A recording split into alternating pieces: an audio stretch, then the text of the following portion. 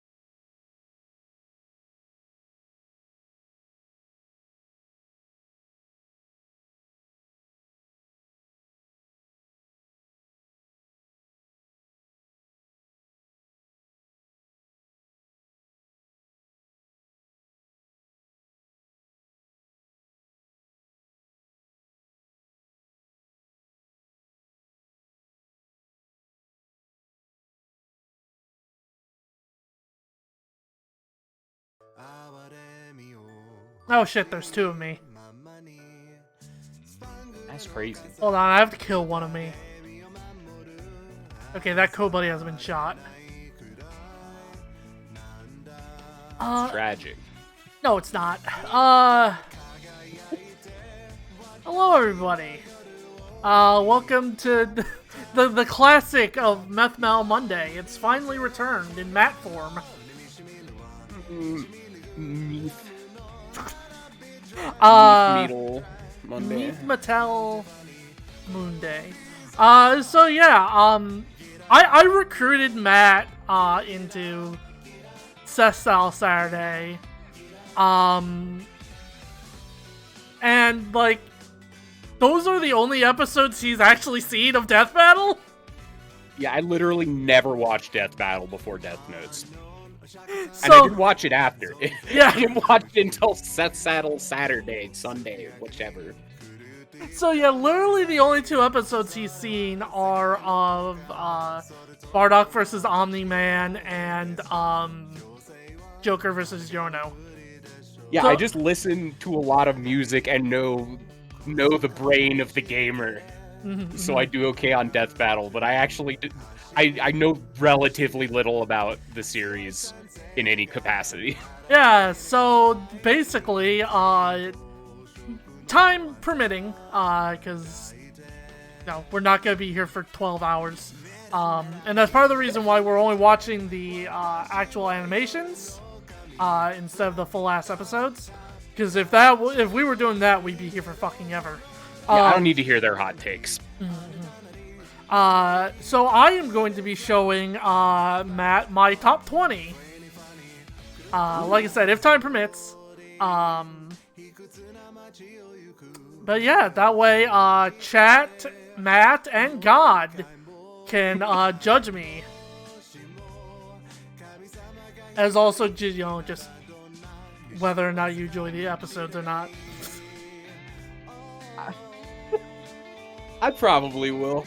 I've been pretty impressed with them so far. Yeah. Yeah, I mean, there's... I will say this. I guess spoilers a little bit. Okay. Obviously, Bowser vs. Eggman released, Saturday.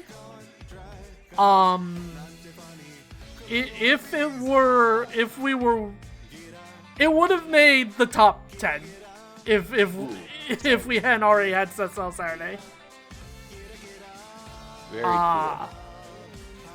So yeah, I'm like ducking random Twitter and Blue Sky posts so that I don't get spoiled on it. I mean, Blue Sky you probably don't have to worry too much because Blue Sky doesn't fucking show you the algorithm every 5 seconds.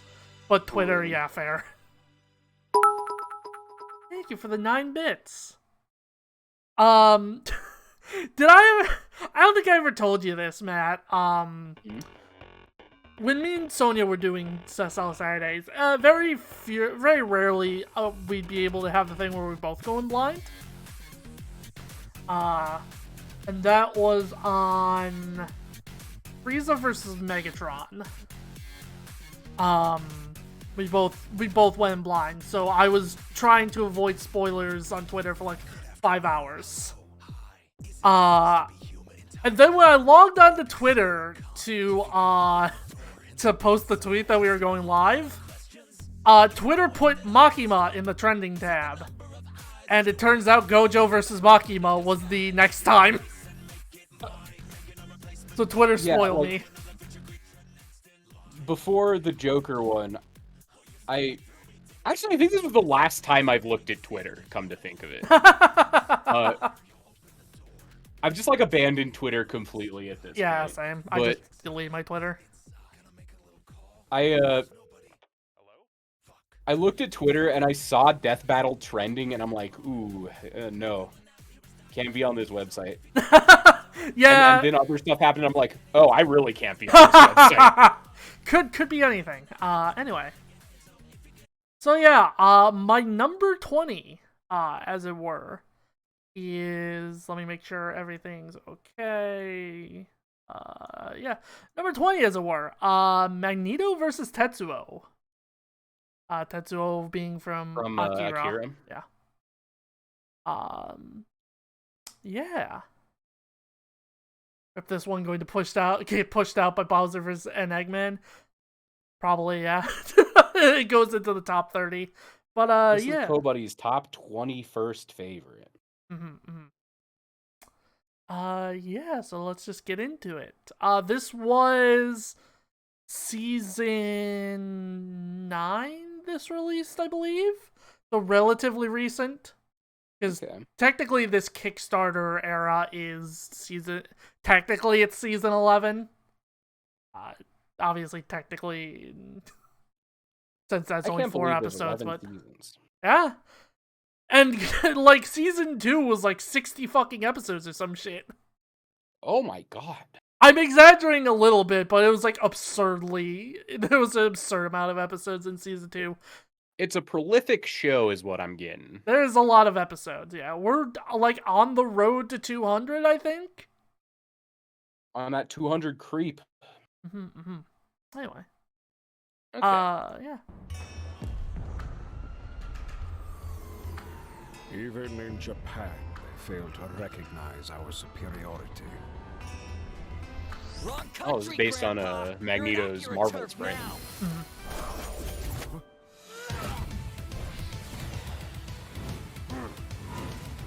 You're dead meat.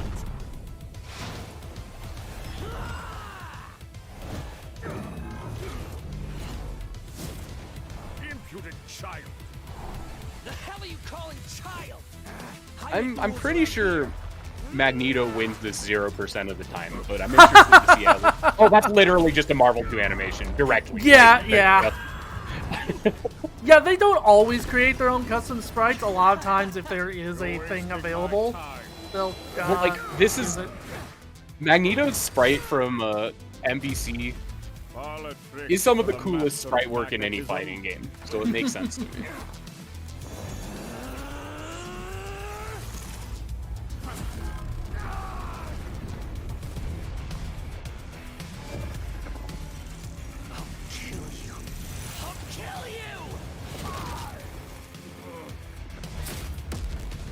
Your history, scumbag!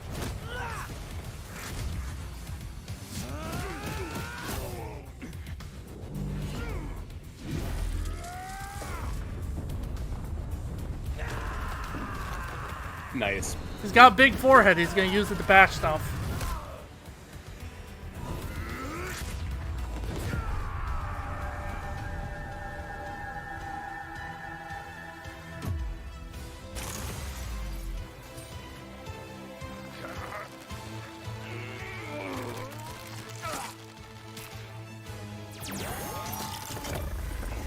I believe I've had enough tantrums to last a lifetime.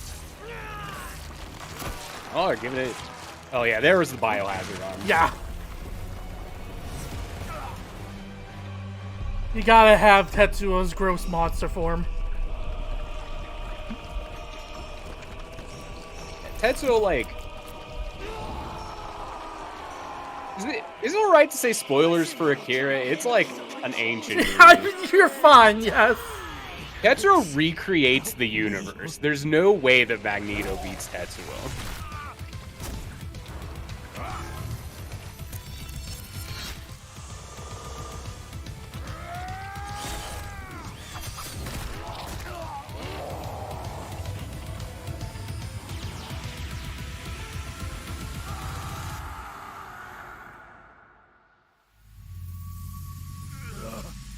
Poor child.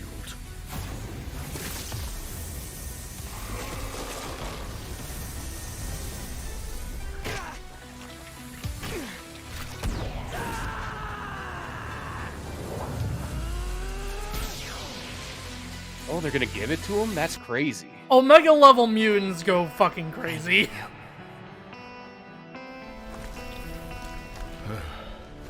You are welcome.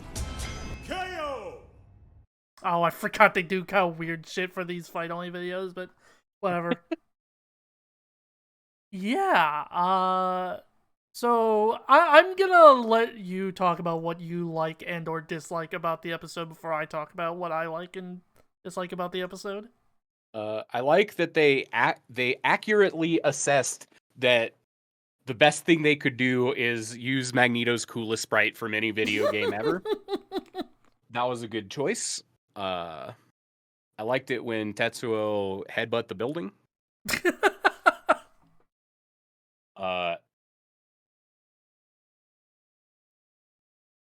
I think they used like different animation styles in a very interesting way. Yeah, that sort of like sprite into 2D hand-drawn stuff happens a lot in like the player sprite fights. I feel confused about the outcome, but also with comics, nothing matters. Like there could be like a Golden Age comic where in like a panel off screen, Magneto talks about the time that he unrecreated the universe when someone tried to do it to him, and it was really easy because the universe is magnetic. So I don't really have like a strong one way or another on the outcome. Like I don't have a pedantic knowledge of all the things that X-Men got up to. Yeah, I will say because we're not watching the analysis portions, this is definitely going to be less about like, you know, the who wins and more just the animation itself. Yeah, I thought it was real good. Yeah. So the main thing that I really like about this episode is specifically the writing of it. Obviously you have the ending here where Magneto, instead of like bloodily killing Tetsuo, it's a mercy killing effectively. Yeah, he's like 12. Yeah. Another thing I really like is throughout the entire battle, Magneto like calls Tetsuo a brat or stupid child and shit like that. But after he becomes the giant monster form and Tetsuo begs for him to help telepathically, he starts calling him poor child. Yeah, Magnus is like, sometimes he's really bad because he is a villain and he has to be because he's written in a role, but like generally he's pretty sympathetic. Yeah. I do feel like they did a good job of capturing a lot of the nuance of what Magneto is like. Yeah, for sure. Magneto's one of my favorite villains of all time. Like, and I mean, I put villains in air quotes because like he flips flops so much because he's such a well-written character. There's a lot going on with him. Yeah, I think it probably would have been easy to miss a lot of it, and they didn't. Yeah, for sure.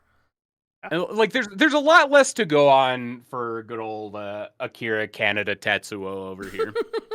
First, middle, last name. Yeah, he has one piece of media compared to the thousands that Magneto has. I think if I was like forced to give a criticism, I think sometimes the transitions between art styles, while I found them interesting, were a little jarring. Mm-hmm. That's fair. And sometimes it snapped me out of it a little bit. Mm. Yeah, which I think is not ideal, but that is why they're this. used sparingly, but yeah. I thought it was cool. Also, yeah, as Rayman says, the fight choreography itself is mostly just two people throwing shit at each other, which isn't like the fault of the animators, it's just kind of what these characters do. Yeah, like both of them kind of have two modes. Throw thing and blow up planet. Mm-hmm. But yeah, so this one is Sauron versus the Lich King. You're talking like Arthas or yeah, there's been Arthas. multiple. Okay. Yeah.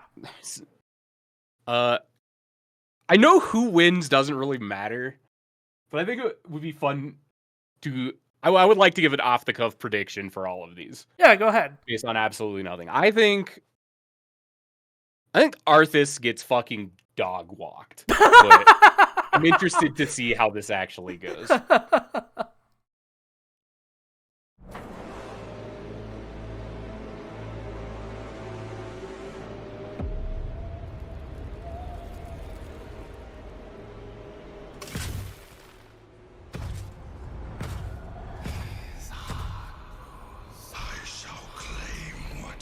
Arthas lost to the 10 stupidest people I've ever seen in my life, me being one of them. There's no way. You will find only death.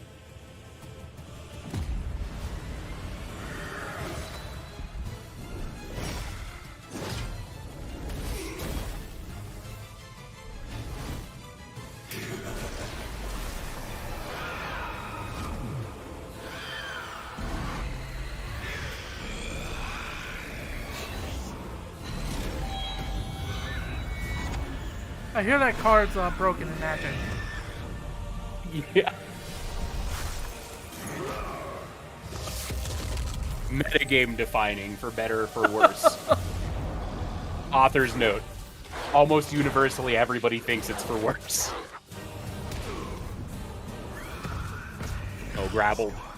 I'll tear out your heart. You will find nothing.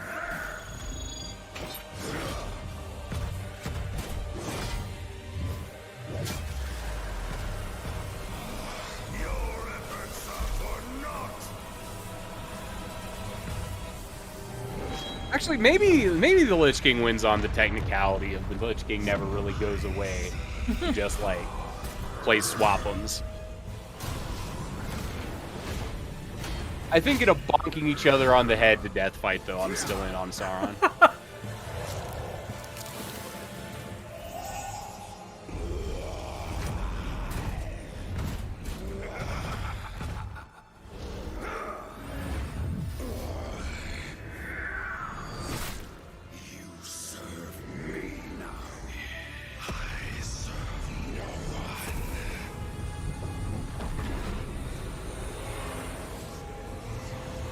Oh, this is season 9 Blackjack Attack.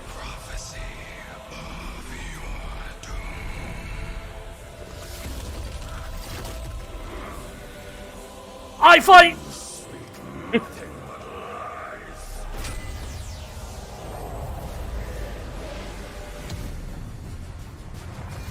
Oh, there it is. The gross ground goo in phase 2. Sauron better hurry, or it's gonna cover the whole platform as a soft enrage.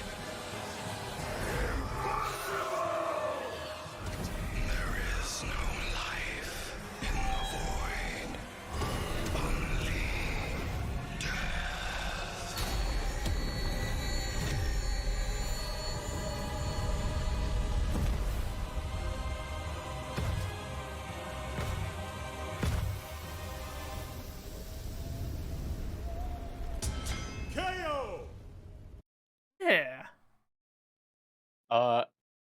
I think this ending shot is very cool. Yes, so that is one thing that is kind of my opinion on this episode, is it's one with a lot of very cool cinematography shots. Yeah, there's a lot of really interesting individual scenes, I think.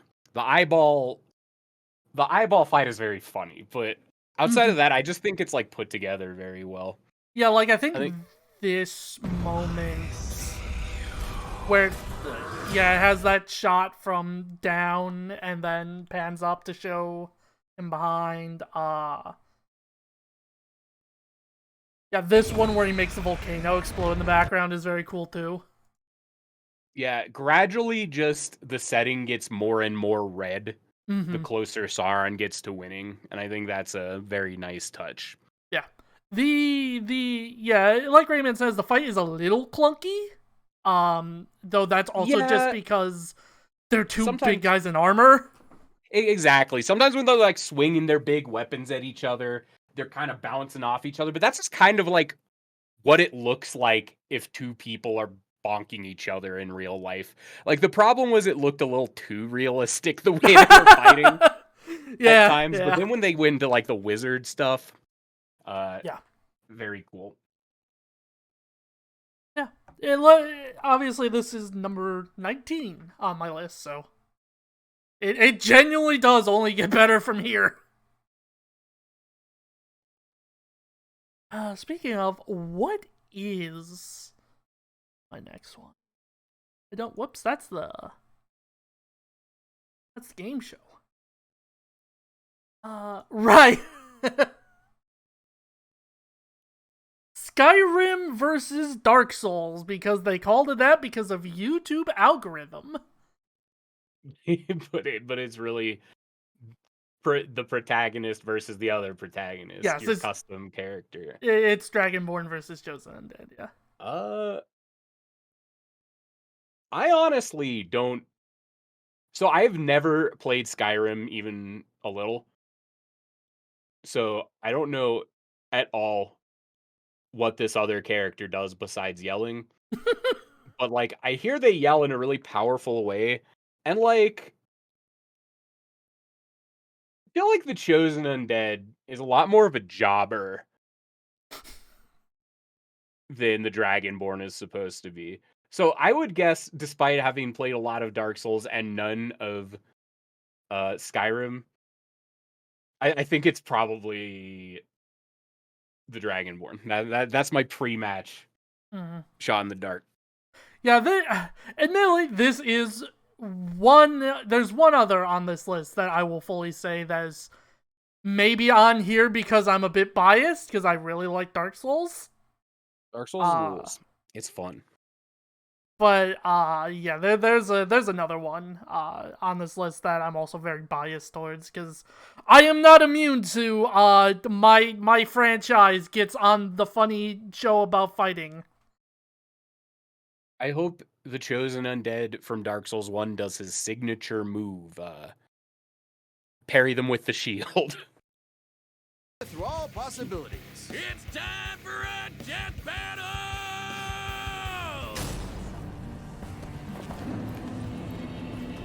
Go and stop this fool who would let the flame burn the age of humans to ashes. The Ancients of Dark will do anything to snuff out the light. Save us, Chosen Undead. Actually, no, the Chosen Undead has to lose so they can put up the "You died" screen at the end. My prediction doesn't change, but the reason does. He rolled! He did it! He's mid-rolling!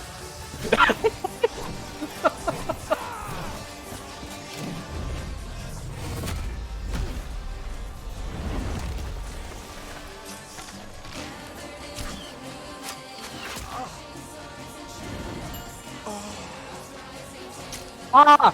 Ha! Ha! Yeah.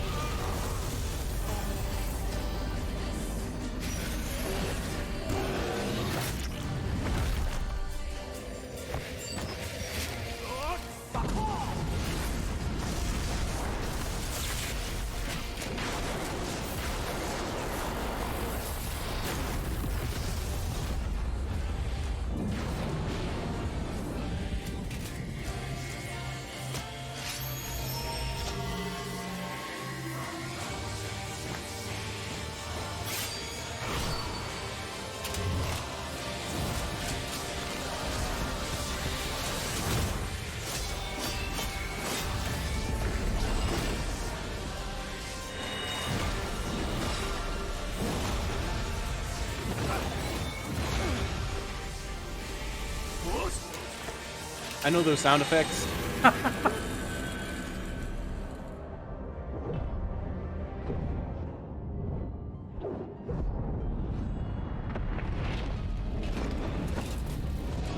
Prepare to die.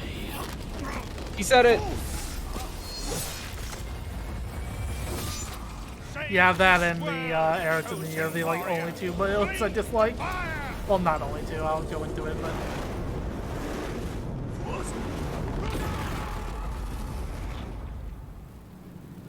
Let true dark be cast upon the world. Our Lord hath returned.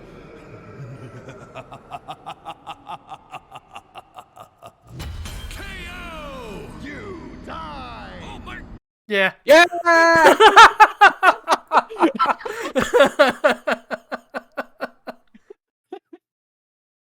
How does he do it? That one was cool. It was very fan servicey. If you like Oh yes. care about Dark Souls at all, like down to the sound effects, they chose the good ones. Yeah, they use the Chosen getting killed sound effect. The fucking you died sound effect. Yeah. Yeah, I think this is a difficult one to make satisfying, because these are two characters in games whose like big deal is reviving at the bonfire and or save scumming. So, like, the conclusion was never going to be satisfying one way or another. And they did the best they could with that in mind. Yeah, so I'll give a little bit of this, I guess, to kind of explain why they thought that Dragonborn would win. The main reason is the Dragonborn is much stronger than the Chosen Undead. That even with the revives, that Chosen Undead just couldn't ever beat the Dragonborn. That's what I was saying. The Chosen Undead's kind of a job. So they would eventually hollow, is basically their reasoning. Yeah, eventually they'd run out of souls. Yeah. I'll let you continue if you have anything else to say. I mean, not really. I thought it was very cool. I do think that there was kind of like, I think they leaned into what they needed to for this one. Mm-hmm. I think there were worlds where they took it more seriously, and I think those are way less interesting or good than what they did. Because this was always just going to come down to the spectacle of it. Because, like you said, if it didn't, it would just be the Dragonborn bonking him out of the recovery of a fat roll 15 times until he hit the maximum inventory slots of souls and like hollowed and then couldn't do it again, right? Yeah. So like instead they leaned into the fan service side of it for two very popular games, and I think that was a good choice. Mm. Yeah, this one moment in particular I love where Dragonborn calls the lightning down and Chosen Undead fucking jumps up and grabs 2 lightning bolts. Yeah, it's very cool. It's so cool. Yeah, and this episode is very Dark Souls sided, I will say. The Dragonborn got to use his shit, but all the really cool moments went to Chosen Undead. Which I'm personally okay with. I like Dark Souls more than Skyrim, but yeah, I had a great time with it. If I was a big Skyrim fan, I might be a little sad that like 7 times the Skyrim thing was to yell again, like say the line Bart. But as a Dark Souls fan, I was also very satisfied by this. Oh yeah, also the setup for this with like the Dragonborn being like an agent of Koth and the Chosen Undead being the agent of Frampt, I think is really fun. Yeah, that's a nice touch. But yeah. I didn't think if there was anything else I wanted to say. Think so? So yeah, now we get to a series you definitely know a lot about. It's Naruto, baby. Oh man. Darth Vader versus... I can't imagine any set of circumstances where... Oh, I guess this one really does come down to, are they going to have Darth Vader just blow up the planet Obito is on? Because if not, if they're just like standing in an arena fighting each other in good faith, I think Darth Vader wins 0 out of 1 billion times. But if like Darth Vader hops into his spaceship and blows up Naruto planet, like obviously he wins.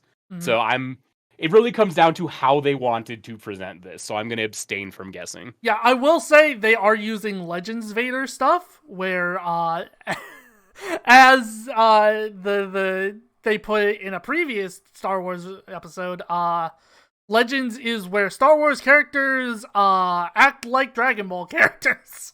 Oh, then I wouldn't possibly know how this is going to go, because for me, I'm old, so I watched the first 3 movies when they were the only ones that existed as a kid, and then the second trilogy came out, and the first 2 movies in it were so bad, I have never watched any Star Wars media again. So, like, to me, Darth Vader exists in this, like, time capsule of the original trilogy. Mm-hmm. That is fair, yeah. All right, the combatants are set. We've run the data through all possibilities. It's time for a death battle!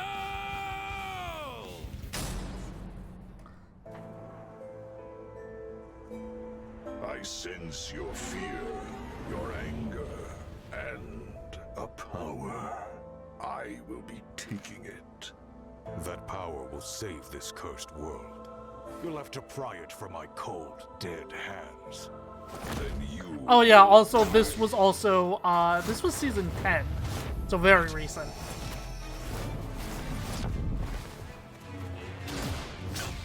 All too easy. I expected more. I won't disappoint.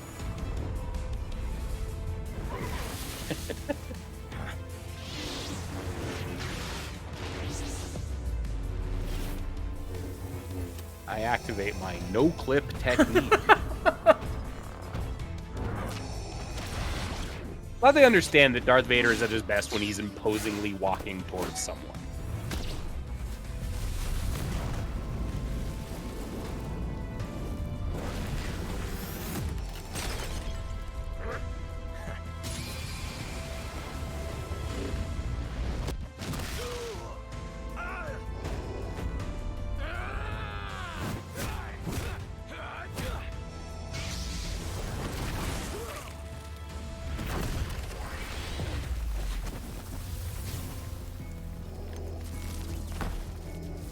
You've lost your humanity as well. On the path of the dark side, it is inevitable.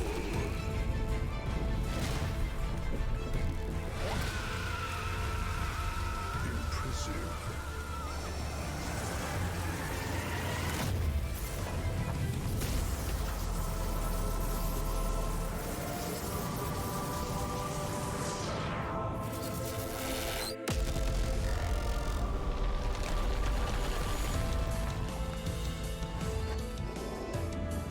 No. This is inevitable.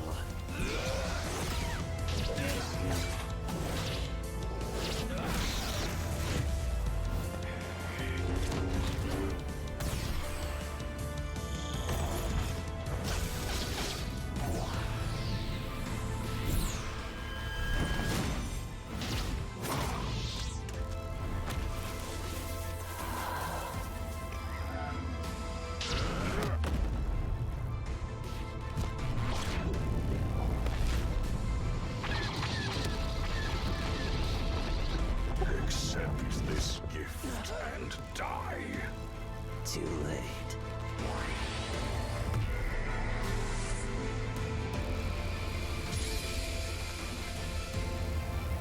He's doing the thing. He's doing the thing.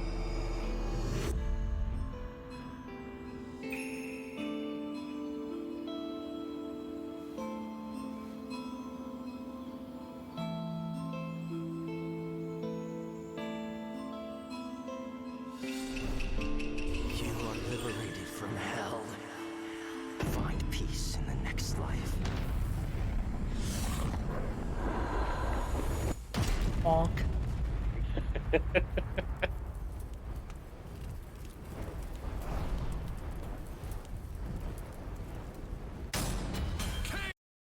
Yeah. Yeah, that's about how I thought things would go. Yeah, the conclusion basically was just they're very equal in power, but Obito just has a lot more bullshit at his disposal than Vader does. Yeah, Naruto, like, anything involving Sharingan is just like,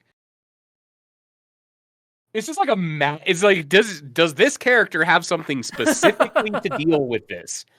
If not, die immediately. Yeah, it should be said, Kakashi lost to Obi-Wan earlier. In like season 7. Kakashi's an infamous jobber. It's true though. But yeah. And he only has like one Sharingan eye and he doesn't really use it that much. So for the most part, he's just like, he's closer to just a guy than a lot of the Naruto characters ended up being. I like this one a lot. I thought it was very cool. Naruto designs always look like ass in 3D. There's just no way to make that shit look good. But aside from that, they really did a good job capturing like the scale of what these two characters get up to. Mm-hmm. I liked the TIE Fighter assist. Him summon the TIE Fighter and just shoot Obito. Yeah, that was sick. There were a lot of cuts that introduced like the next ability a character was using that seemed like very organic and really interesting. Mm-hmm. Yeah, this one was cool. I liked it. Yeah, and something you said very early on about them portraying Vader very well, in like him just being this unstoppable juggernaut for like the first half of the fight. Yeah, that's just how like Darth Vader is a lot like there are a lot of characters that fall into this archetype. Like Darth Vader, Pyramid Head is another pretty notable one. Just like characters that represent eventuality. Mm-hmm. Like it's kind of taken for granted in their own works that if they get to you, you're pretty fucked. And it's the tension of like not letting them get to you in the first place. Mm-hmm. And I think Darth Vader is on the edge more than a lot of the characters that are like that more explicitly. So I was pretty happy that they like went in on that side of the character at least for a while, because I think that's when he's at his most interesting. Like he's a masked guy. You're not supposed to see him. You're not supposed to understand him. He just gets to you and kills you, and it's what generates tension with characters like this. Mm-hmm. So Yeah, I was pretty impressed. yeah. Obito basically getting dog walked the entire time until he goes Ten Tails mode, basically. Like, Yeah, that's kind of how Naruto is. I mean, you're right, but I also janky models aside, I do really like the ending of Obito, you know, giving Anakin in his last moments the chance to be with Padme. Yeah, I thought it was I thought it was really good. Mm-hmm. I thought the ending was great. And then he just ggets bonked. Yeah, outside of the actual like killing blow where he just gets hit by a big stick. DNA. But yeah, this is another one where I think Death Battle's modern writing team really shines. Of really respecting both characters a lot. Yeah, there's for something like this, there's definitely a power scaling is a deeply unserious thing. Yes. But like the way people engage with the source media and the source media itself, even like I don't know how to phrase this. I think like the connections people have with stories are very serious, whether the story is serious or not. Mm. And it seems like in general, Death Battle like respects that side of it a lot, and I like that. Yeah. Yeah, obviously, I'd say less so in the early years, because that was, I mean, it was edgy, like, 2010s YouTube, right? Yeah, you know, like watch Mario rip Sonic in half with blood.jpg. Yeah. But at least in like the ones I've seen, it seems like they understand that no matter who wins or loses, people care about these stories and characters, and at least want to be authentic with how they portray them. Yeah, I think that's cool. I think the last time they've gotten in trouble for some, like, I shouldn't say in trouble, like criticized for like some serious writing fumbles was Asta from Black Clover versus Deku from My Hero. Now I've never seen Black Clover, but from what I have heard from Black Clover fans, they did kind of heavily mischaracterize Asta as just like this dumb meathead, basically. Black Clover, more like Whack Clover. And also they had Deku die in a Family Guy post. What? Yeah. Yeah. Well, I don't really care too much about either of those. Honestly, There's a reason why it's not on my top 20, but anyway, you know what is? Oh god, I already know how this one goes because people will never shut up about it. So this is People the third one never I shut did. up about it. This was season 10, so again, very recent.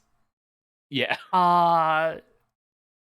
Yeah, Goku. The first Goku versus Superman happened in season 1. So obviously that one hasn't aged amazingly, both in terms of the writing and the, animations. Nobody likes Goku versus Superman 2, not even the team. Just because it heavily like.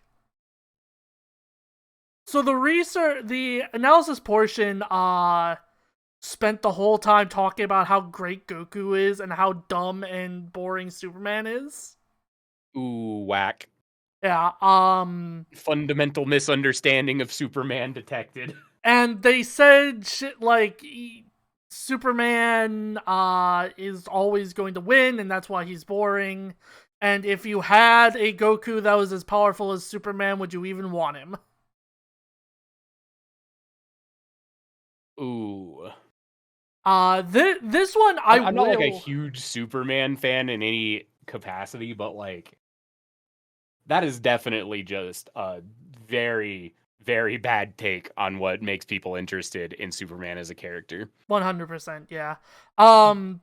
This is actually the one where I will be showing a portion of the analysis just because I think it rings true and more people should fucking listen to it. Death Battle!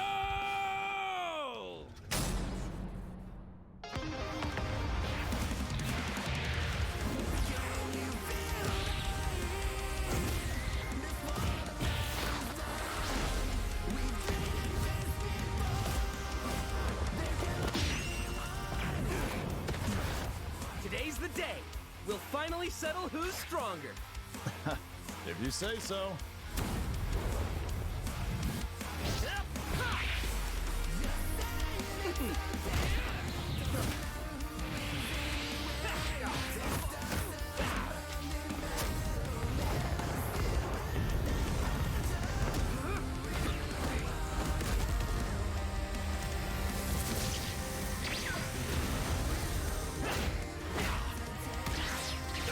You're holding back. Give it your all. No regrets. I'm doing just No rabbits.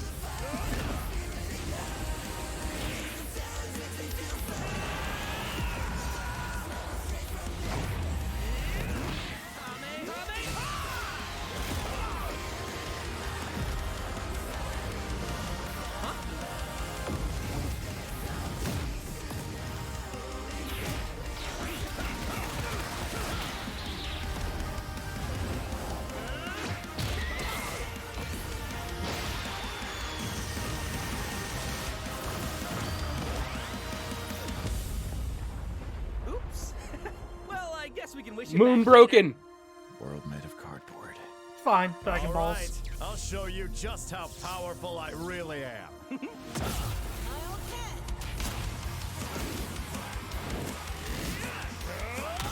like a job for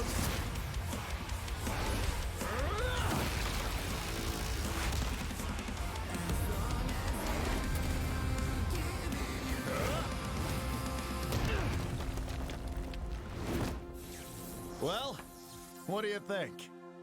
That was awesome! Nice suit! Oh, thanks. Kryptonian fabric. My mom made it for me.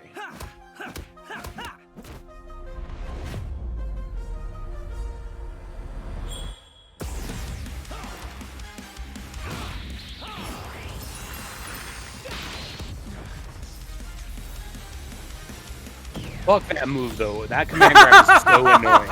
I actually hate that grab so much. You're right. Annoying.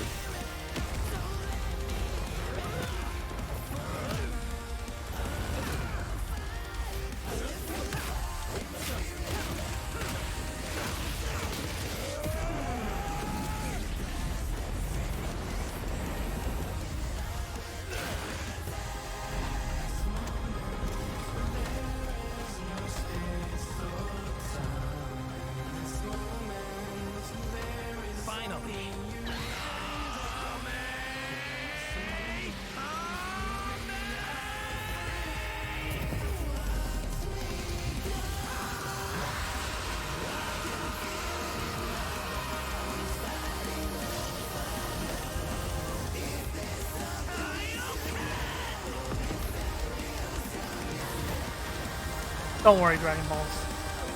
Yeah, it's fine. Damn, this is sick. Right?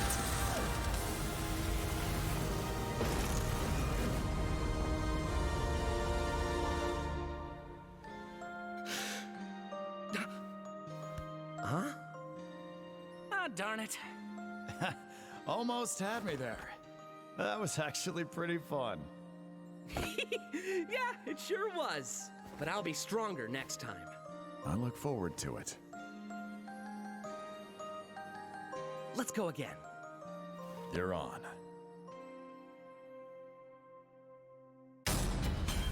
How could people complain about this? Like, I could not imagine them landing it better. Like, the first two I don't know anything about. But I do know that people still complain about this one. They But sure like do. I've had a lot to say about not just today, but also in the other one, in other Meth Mattle Mondays or Seth Saddle Sundays or whatever. About what I think they do well and don't do well. And I just think this one was good by every metric. Like, it understood both of the characters very well. It understood what would motivate them to fight in the first place, and this is the only way it could ever possibly end when being examined in good faith. Mm-hmm. There's Yeah, it's Goku can't beat Superman. It's just not. Dragon Ball fans have to understand. Like, Superman is one of those characters who is like powerful in a way that works on a level outside of the storytelling, and Goku exists within a closed system. So it's just never going to end any other way than this. But I think, like, with that in mind, this is the best way that they could portray it. I think this is 100% the platonic ideal of Goku and Superman. Yeah, This is definitely my favorite one so far out of all the ones I've watched, period. I like this one a lot. Yeah, I mean, this is just so insanely respectful to both characters. We didn't watch the analysis portion, but it's a lot better than any of the other ones that happened in previous Goku versus Superman. Yeah, you said there was something specific in this one. Yes, let me see if I can't find it real. I think this Takes the edge in powers and it's over. Well, I think there's something else. Goku versus Superman breaches a broader zeitgeist. It's more than just two characters fighting. For a whole generation, especially in 90s America, superheroes represented an unyielding status quo. Spider-Man, Batman, Captain America rarely change who they are or what they believe in. For a lot of people, that's tiring, and Superman is an icon of that. Then along came anime. There was a whole other world of ideas and stories for us sheltered Westerners to experience, and Goku's an icon of that. So while many see this as a debate between characters, others see it as a debate of ideologies and culture. And if that's what's at stake, who wants Goku to lose? You're sure you're not overthinking this? It's not our intent, but it does call into question what we're doing. How can people agree with what we take as fact when fiction relies on interpretation? Are we stripping characters of their importance by simplifying them to contestants in a vacuum of violence? And if so, then what's the point? Because it's fun, Wiz. Damn it, man. There's more than one way to appreciate something. We're having a great time talking about awesome characters and slamming action figures together. And that's okay. Yeah, you're right. I'm just saying, no matter who you prefer, that battle was super, man. That's the worst pun. What? It fits them both. It's so lame. I don't see you. So yeah, I pulled this up a lot. They very much just said what I said here. I think it's a very important thing to keep in mind when you're discussing, especially power scale in general, but especially Death Battle, that like this is just a for fun hobby, man. Yeah, like if I'm gonna like do anything, I'm gonna commit to the bit, right? But like At the end of the day, strong opinions aside, it is exactly what they said. It is just slamming action figures together. Yeah. It is fun to take characters that should never in any reasonable way engage with each other and ask, who do you think would win? But it's important that it always remains fun. Like, and it's fun to disagree. The argument is a good-natured argument about whether Superman or Goku wins is a fun thing to do. Mm-hmm.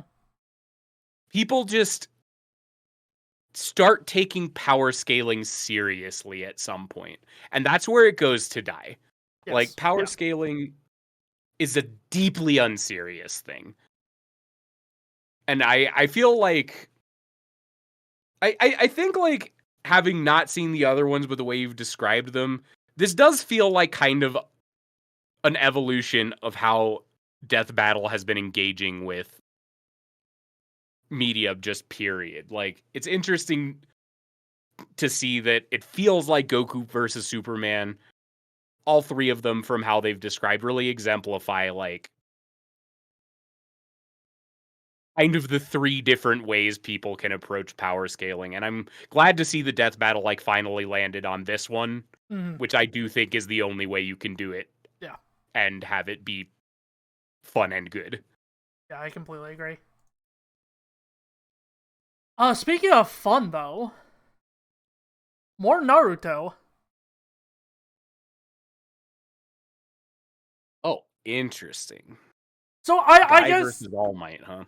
Yeah, Might versus Might. I should say too, specifically in the top 20 rankings, they're not really ordered except for top 10, like where it stops at 19 and where it starts at 20, if that makes sense, or other way around, where it starts at 10 and where it starts at 11, basically. What I'm trying to say. You know what I'm trying to say. Yeah, I know what you mean. Yeah, so they're not really ordered in that sense, so this isn't really above Superman versus Goku 3 in my mind. It's sort of the thing where, like, a lot of these are trying to do very different things, so it's hard to put them over each other. Yeah, it felt like Goku versus Superman 3 was very much, they were really, really deliberate in all aspects of it. I would imagine very few of them do they have to be that deliberate about. Yeah, for sure. I think this one really comes down to whether they're like, is it All Might right now or All Might in his prime? Prime. I don't think Guy ever gets anywhere where he should be beating All Might. But at the same time, I feel like this is going to be unbelievably sick, knowing what these two characters get up to. Yeah, he does 1v1 Madara, for what that's worth. In the show. Yeah, I just think All Might is, like, too Superman adjacent. But this is one where I just don't really care at all who is going to win, because that's fair. These two are some of the most fun fightmans in a lot of franchises, and they're fun in very different ways. Mm-hmm. I'm pretty excited. This was the season finale to season 6, so this is a much older one than what we've previously been watching. Okay.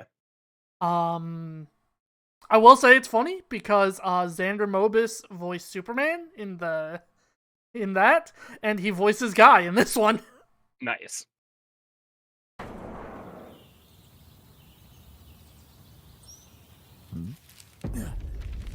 Huh?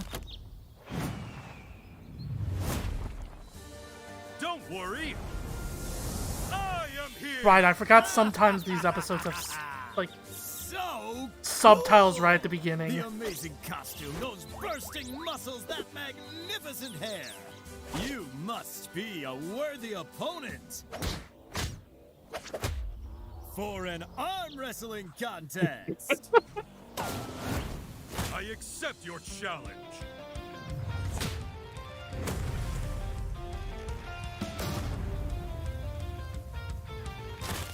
I can't lose. I have the power of youth on my side. You're inspiring, but no one can defeat the symbol of peace.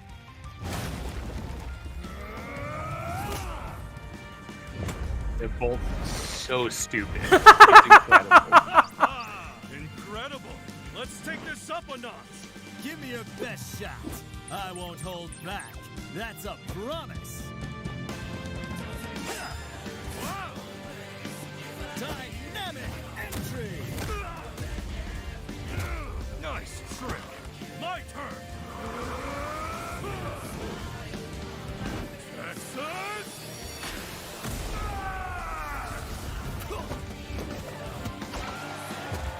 You can take a hit well, but what are you really made of?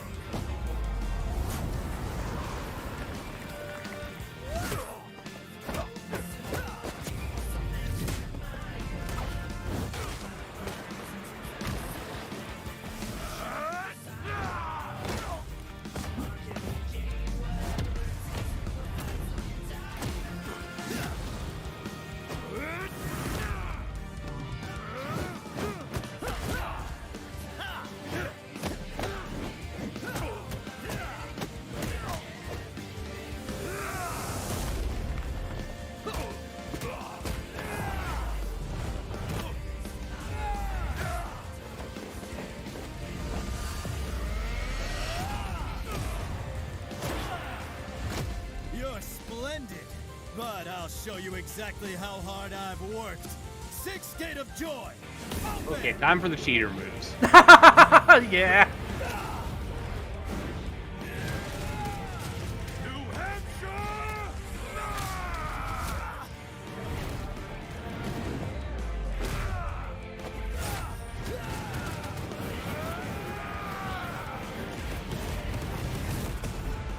Seventh Gate. Open! Daytime Tiger!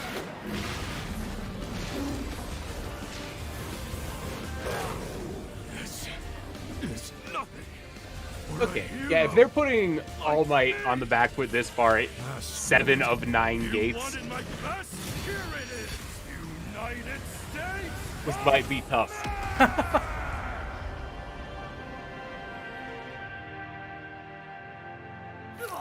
Never give up. Eighth Gate of Death. Open.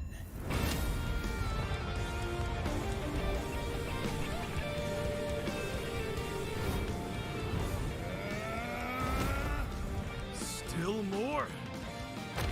Bring it on!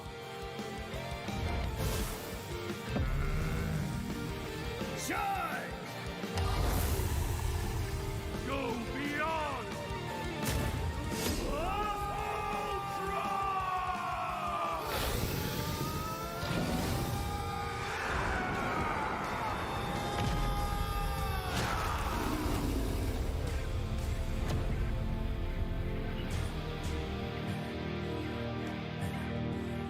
Good fight. Let's do it again. And then Mike Guy also died. It was a fun one. Mm-hmm.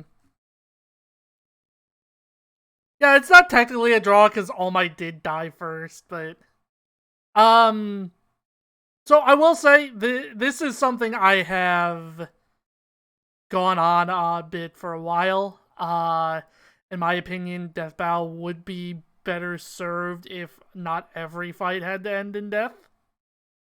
Yeah. This one is especially kind of emblematic of that because Yeah, these two, they really would not kill each other yeah. under any circumstances. Like, they're two of the most, like, biggest of heart, dumbest of ass characters. And it does feel a little forced. Mm-hmm. But, like, I think, like, the first 70% of this one was very good and fun. Yeah. And then it got into, like, kind of obligation territory. Of, like, you have to, you have to really fuck with Guy so he can use the 8th gate. And then, like, once you get past any number that's 7, Naruto power scaling kicks in and you, like, functionally cannot beat them anymore. Like, I think the latter portion was definitely the weakest. That's fair. But first half was really, really good, I think. Yeah. So I do have a little bit of backstory, I guess, that makes me a bit biased towards this fight. So this is technically the first death battle I actually watched. Technically speaking, I've probably watched a couple because they came up my recommended a couple times, but I would say this is the one that kind of got me into the series. And it basically came because a friend linked me the track for this fight. That track being Mighty. And I really like the song. And so I decided, you know what, fuck it. I'll just watch the episode, and I really liked it, and I've watched the series ever since, basically. And now look at you. And now look at me. I run a game show based on this series. But yeah, it's just a fun one, basically. My own biases aside, yeah, the biggest criticism I have is it did have to end in death based on their own stupid archaic rules. Yeah. Some of them more than other. Like, it's good that I'm glad that in, like, Goku versus Superman, there's, like, a built-in workaround for that. Yeah, Dragon Balls and the other world, yeah. Yeah. But yeah. Trunks versus Silver. Oh, God. So, not only is this Trunks versus Silver, this is specifically Heroes Trunks versus Archie Silver. I'm not even gonna try to guess this one.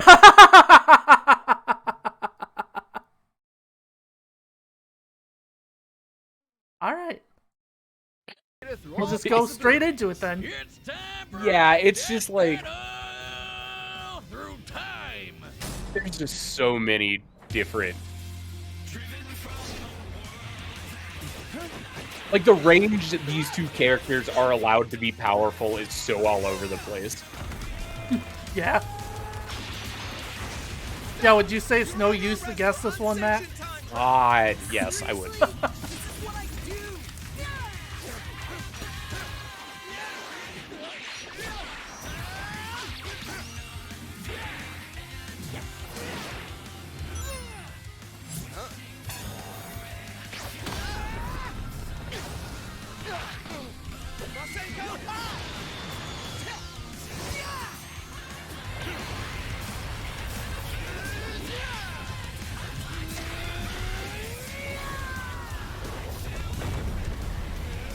Rock.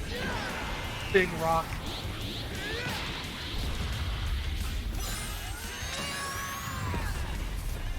You see? It's no use! Rip off. He said it.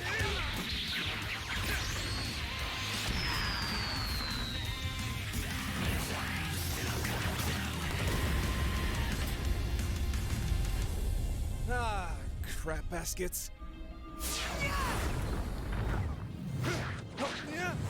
Come on, give me a good pull. Remember, Heroes is a gacha game. Good enough.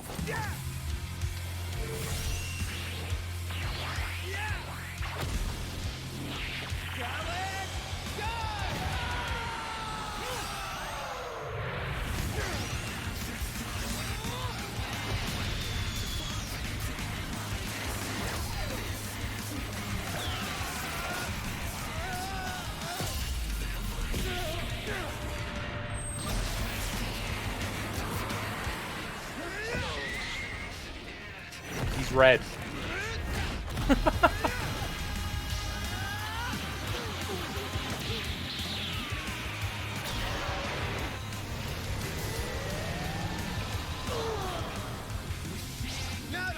you down for good!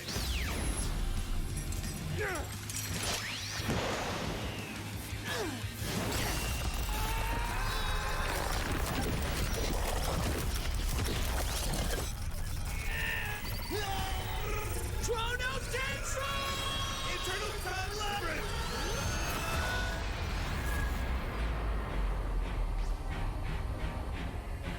I don't think we're in Mobius anymore. This is it, Time Hog! I'd be mad if someone called me a time hog. I told you. It's no use.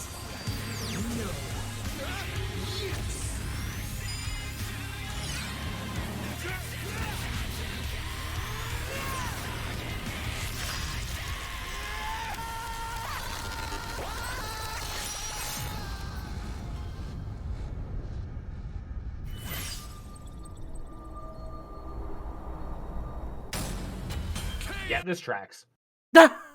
In my secret internal prediction that I wasn't confident enough to say out loud, I was thinking that, like, Trunks never does anything.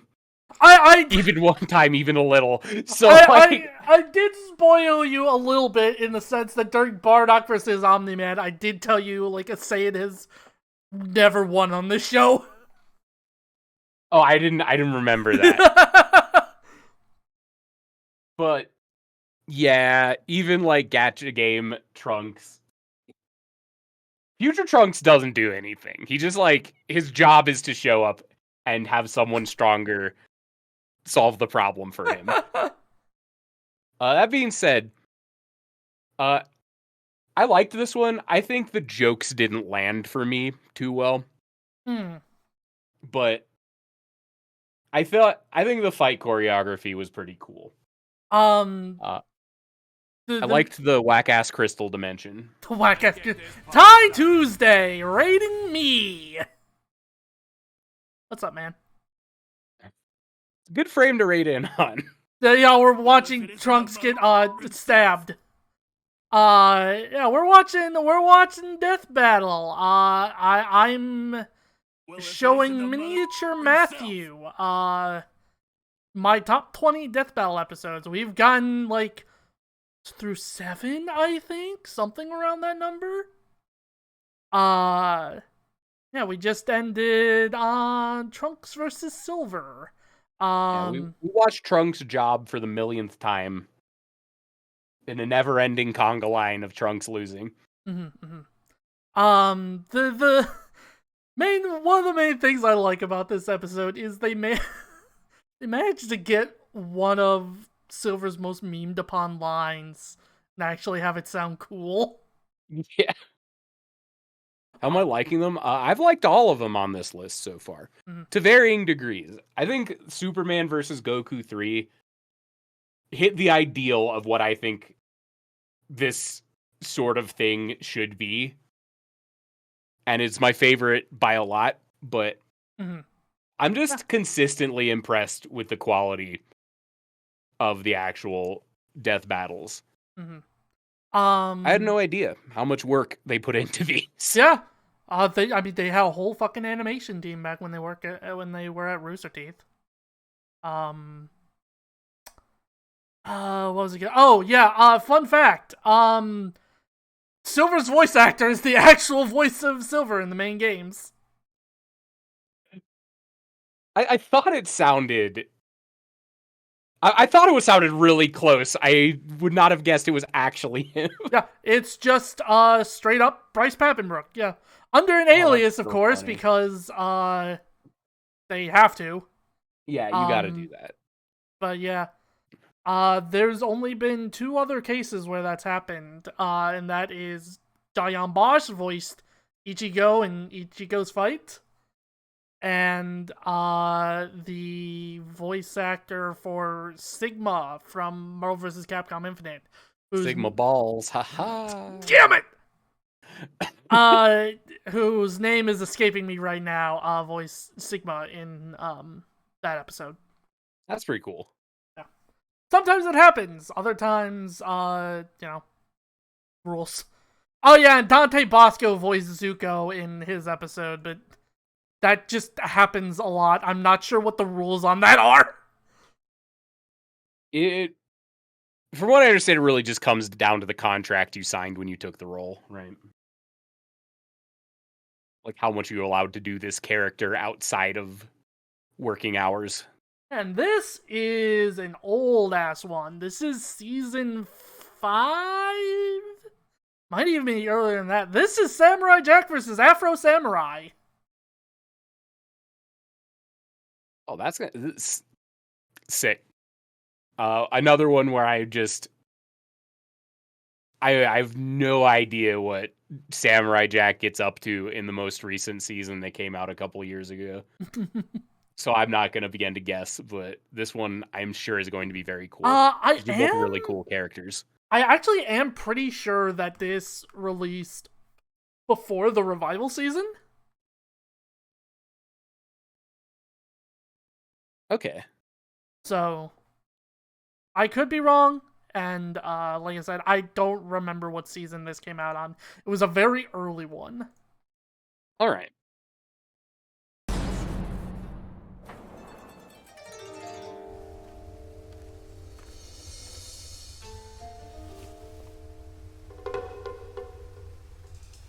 Well, they're doing a pretty good job on the Gendy Tortellini art style.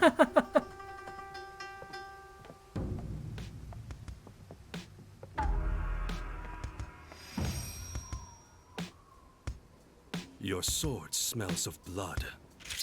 So does yours.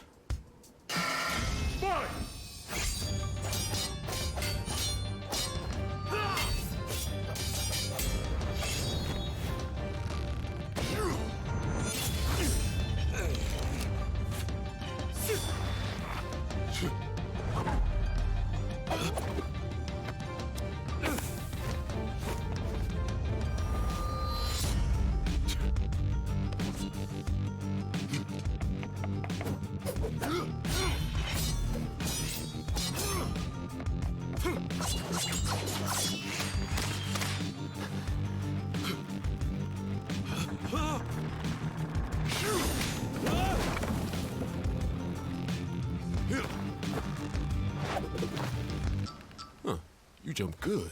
Oh, He jumps good.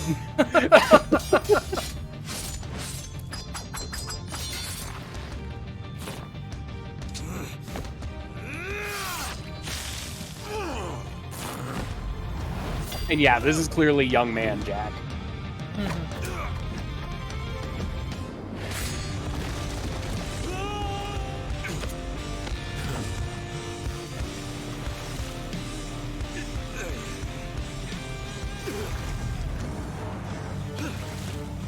Season 5 starts great, then gets worse every episode. That's so sad.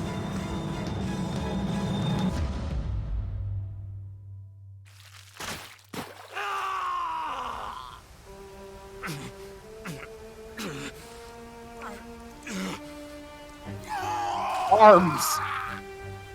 Arms.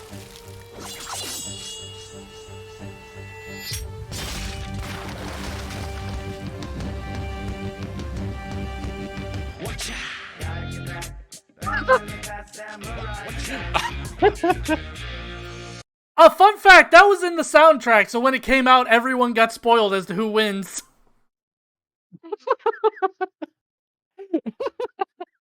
Very cool. Anyway, can you believe that was all animated in one night by a guy who was drunk off his ass? Holy shit, that's pretty impressive.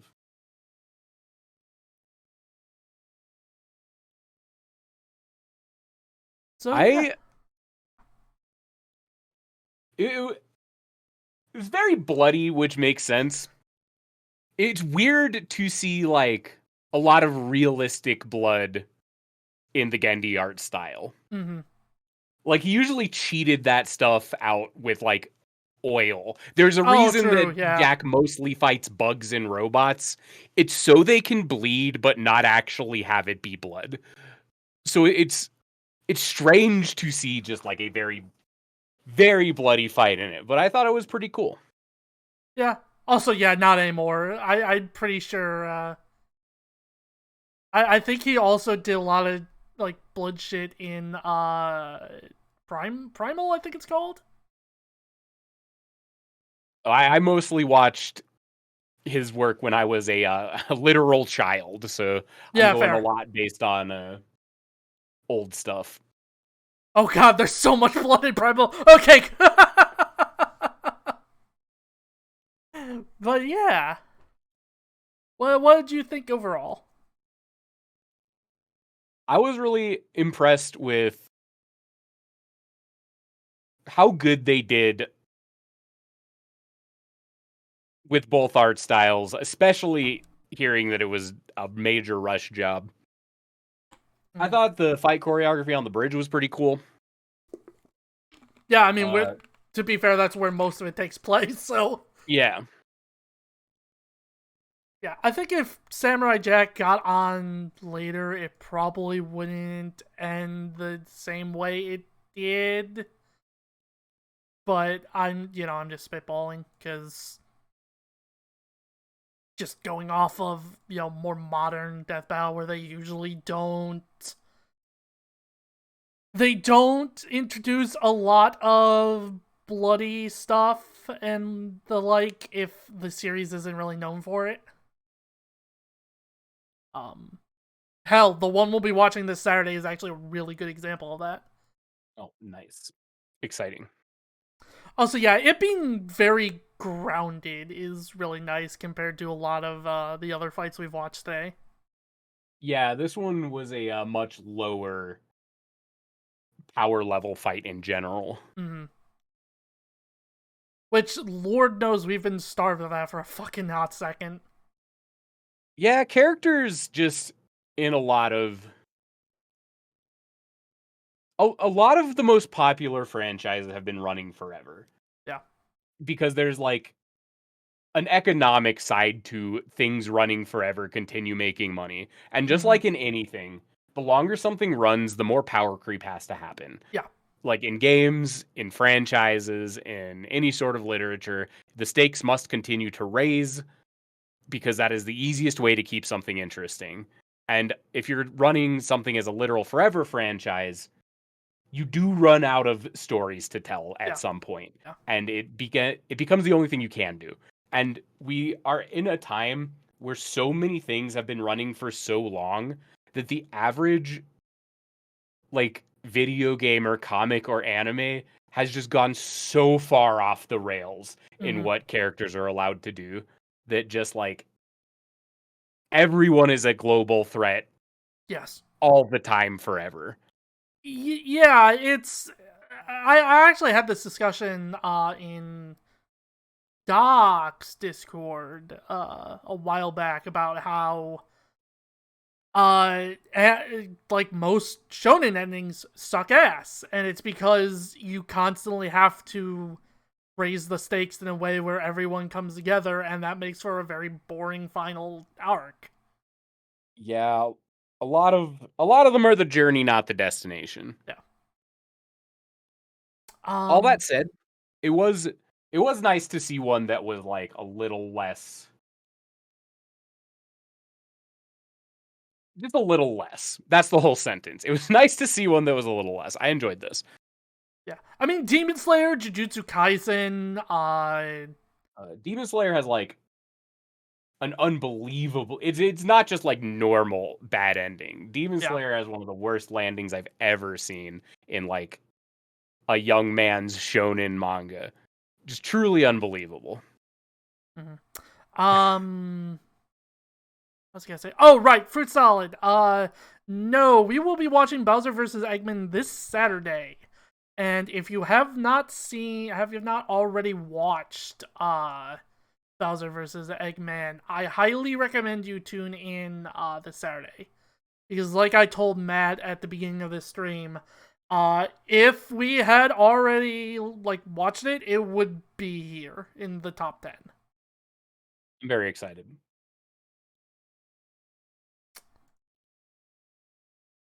But yeah, actually go into another slightly more grounded fight. Oh, wow. That being Dio versus Alucard. Oh, this is a tough one to call. Both of these characters are massive fucking cheaters. Where was JoJo's at when this came out? What do you mean? Like, Oh, when did this JoJo's battle come out? Yeah. This was season 8. So, like, it was still in parts. Which one is, the one with Toru?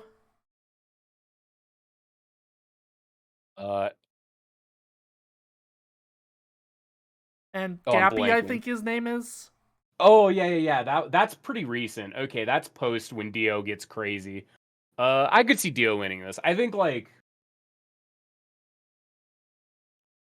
pre-part 6 Dio probably doesn't. I could see him taking it now, though. No, Doc, I was saying this episode of Death Battle was from Death Battle Season 8.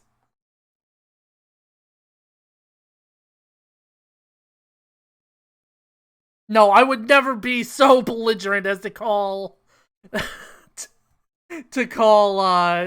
JoJo series seasons. Jojolian is, in fact, part 8 of JoJo's, though, which is... Chocos? Is that by reference to coincidence. But yeah. You know what? I'm gonna pull the trigger. I'm gonna say Dio. Okay.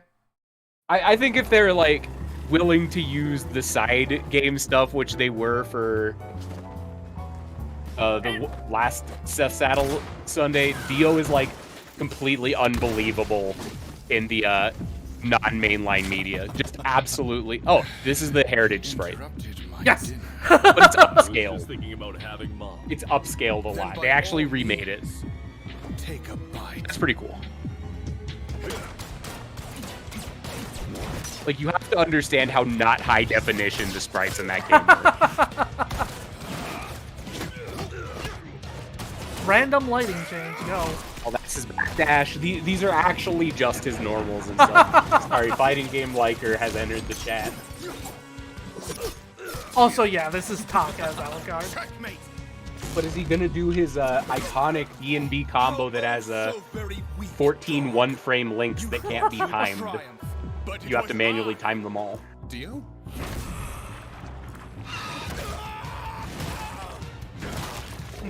If I'm a dog, your dog too. Huh?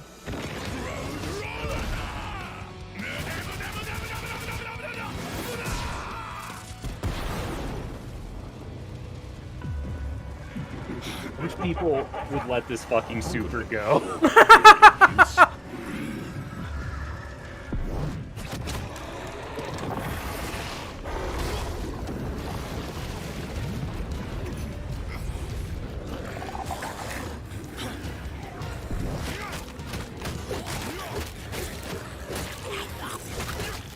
What the hell are you? A real fucking vampire. Wow, what a hater. He was a vampire, he got bit by a rock and everything.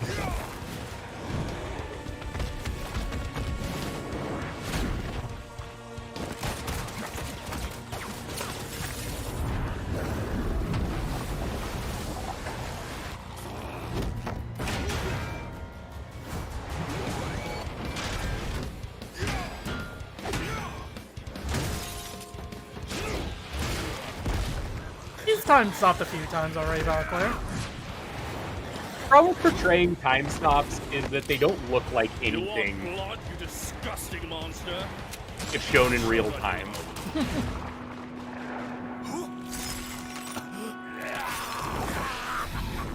want to rule the world!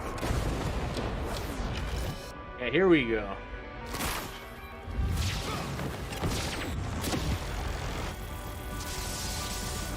Yo, is that Space Ripper Stingy Eyes? The move? Iconic Dio move, Space Ripper Stingy Eyes? Bow to your new god! The bird of Hermes is lying, eating my wings To make me tame.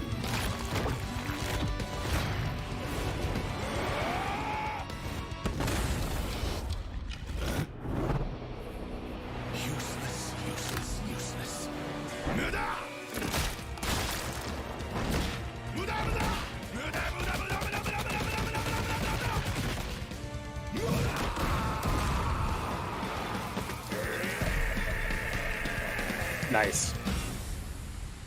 Yeah, if they're doing post Eyes of Heaven Dio, it is like post Eyes of Heaven Dio beat Gold Experience Requiem in the game.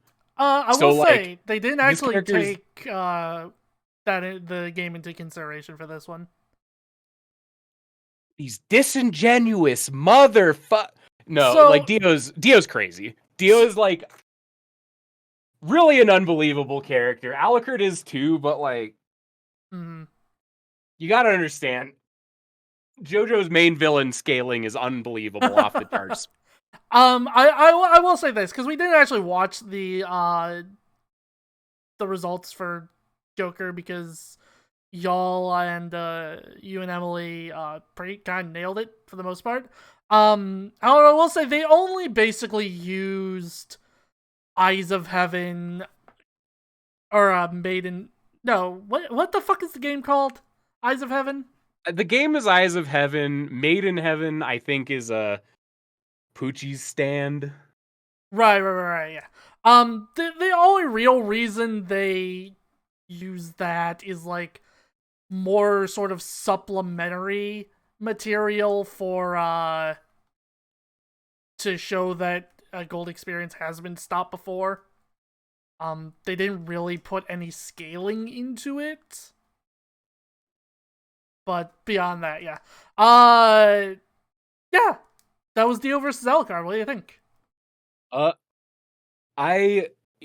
a big JoJo's enjoyer, I kind of feel the same way I imagine you feel about the Dark Souls one. Like, I like Dark Souls, but I'm not as big on it as a lot of people. Mhm. I'm really into JoJo's, and they hit all of the stuff, even the joke I'm very tired of, but a lot of people love.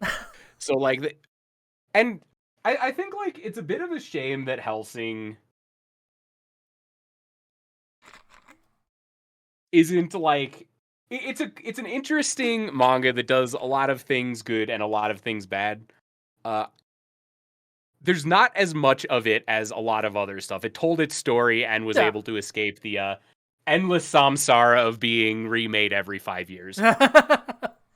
So there was less to pull from. But what they did, I think they did a really good job of showing just really how fucked up Alucard actually is in Hellsing. I think this one really dug into what makes both characters very cool and let them show off a lot.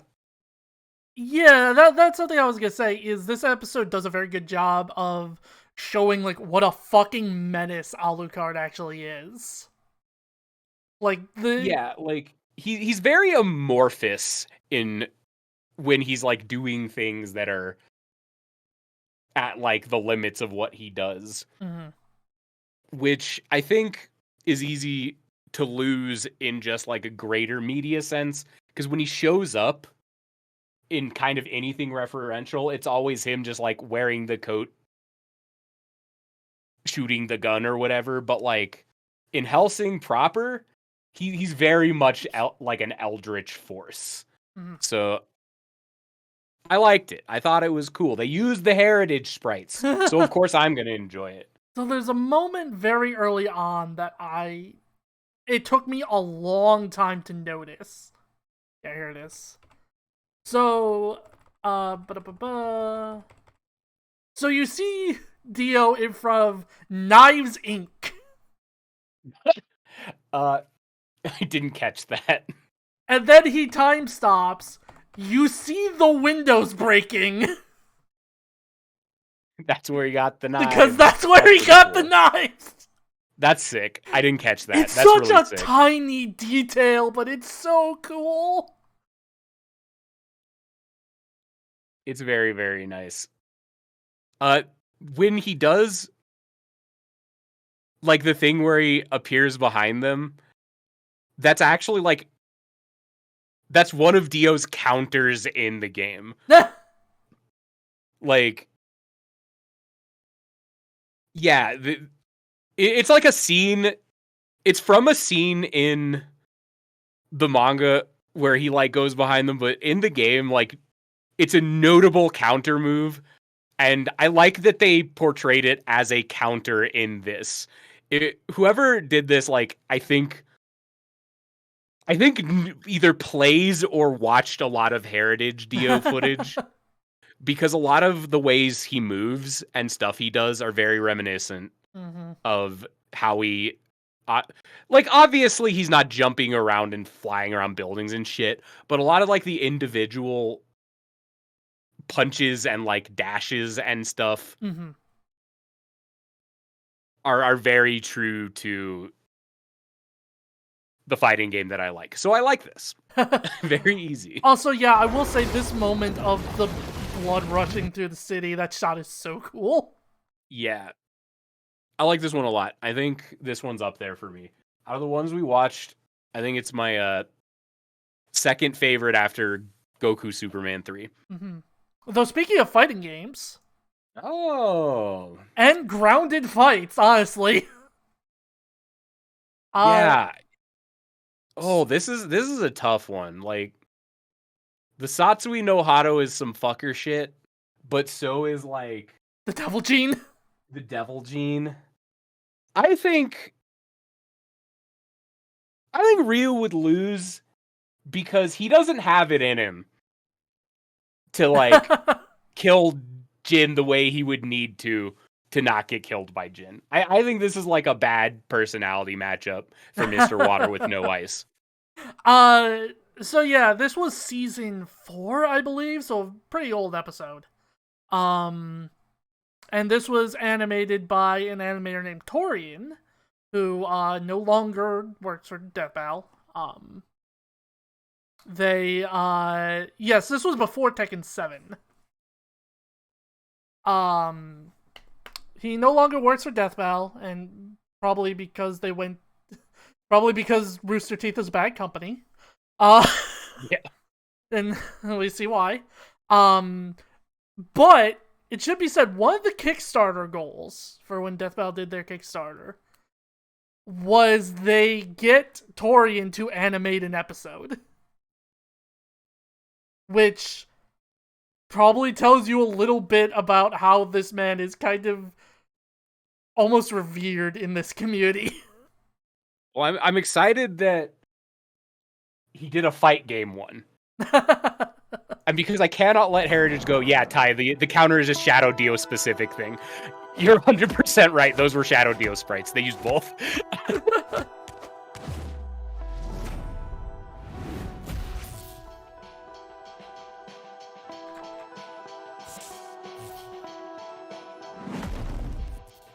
Oh, this is the water with no ice version of Ryu 2. Yeah, this is like Street Fighter 4, I think. This might actually be the same model. Oh, it probably is, yeah. Most of the time, they use resource models if they can.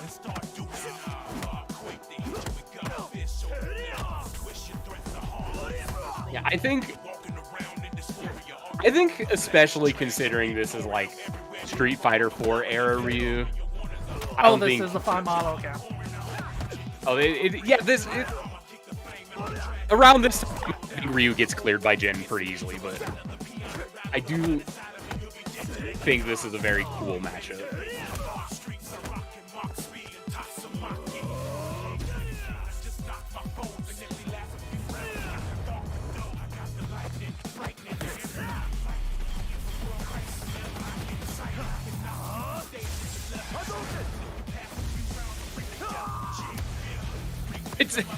He popped his 5 triggers.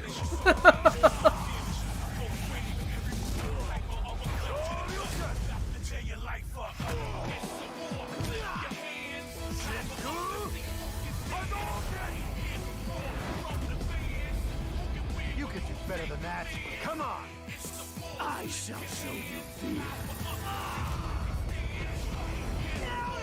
No, he's gonna use his fucking snake edge 30 times.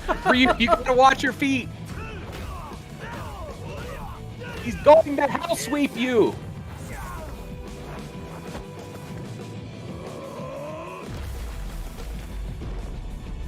Anyway, welcome to Ruby. Into the hole now.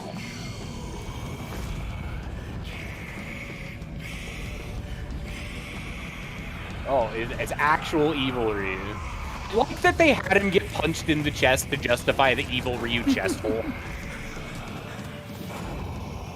That's like his iconic difference between him and Ryu, is that he has that hole in his chest. That's how you know it's evil Ryu.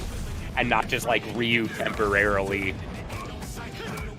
having a bad time with the Stinky Hatto.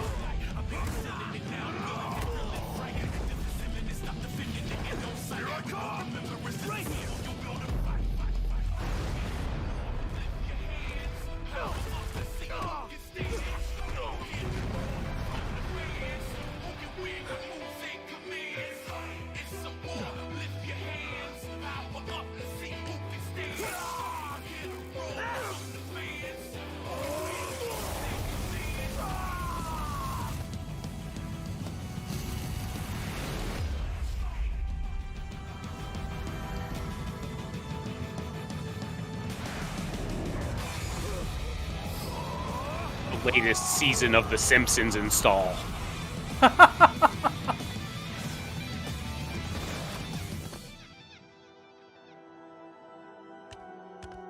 I walk the path of the true warrior. Those are just subtitles there. That's true. Good job, Ryu. I'm glad the boy took it. That was very cool. Yeah, I mean, even when they're doing their big, stupid super shit, it's still just two dudes fighting, really. They showed restraint, and I like that. Because neither Street Fighter nor Tekken in like the mainline series ever go like too far into DBZ mode. Even though like, except in Tekken 8 where like Devil Kazuya splits a moon or some shit. Oh, I haven't engaged with the Tekken 8 story. Yeah, Tekken 8 goes buck fucking wild. And like just the the punching was good. It was some good punching. It like felt like martial arts. Yeah. This is kind of why Torian is very good, because he's very good at choreography. Yeah, it just had generally good fight choreography. Like even outside of them like chucking plasma at each other, like it was just really good. I like that fighting games have some good representation in the death battle circuit. Generally speaking, fighting games do tend to have some of the better episodes. There's not a ton on here, but yeah, except Soul Calibur. But yeah, just incredibly strong choreography all around with this episode.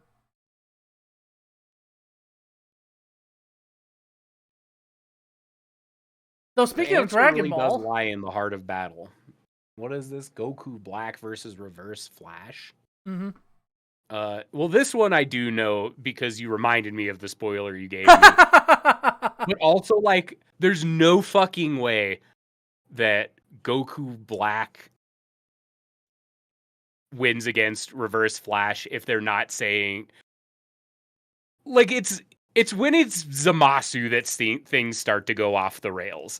Like, Goku Black as a character has a very... It depends on what they're interpreting as Goku Black. I do know he loses, but I'm interested to see how he loses. Right? Reverse Flash is like bullshit in ways that are hard to describe too, though. Because it's like good old American comics bullshit.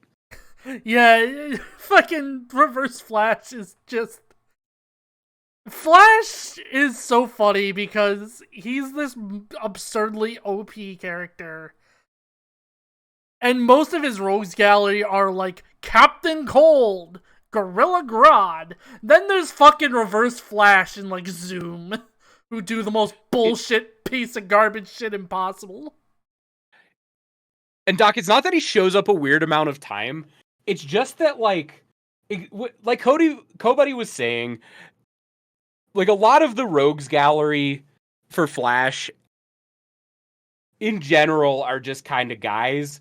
And then, like, Reverse Flash is one of the one of like the strongest characters in fiction.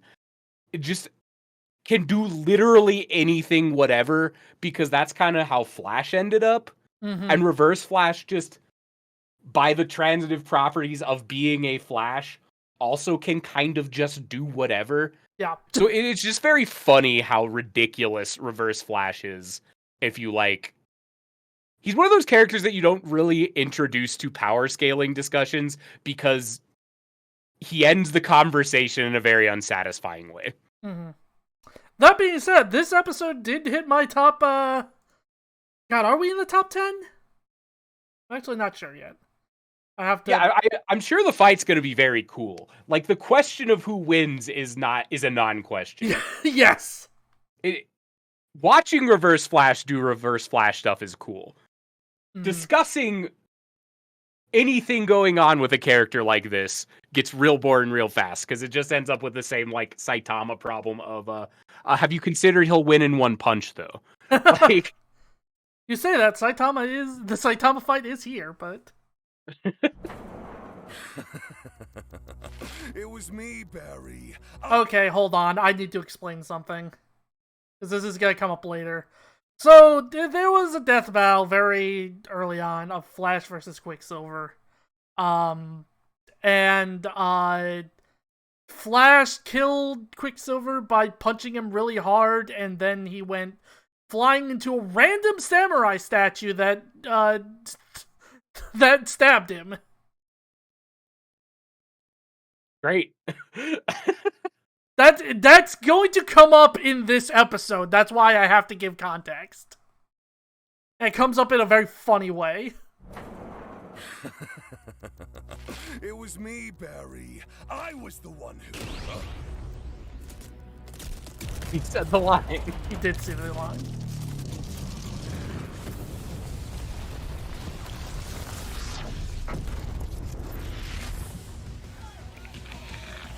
Mortals, sinners, prepare for divine justice!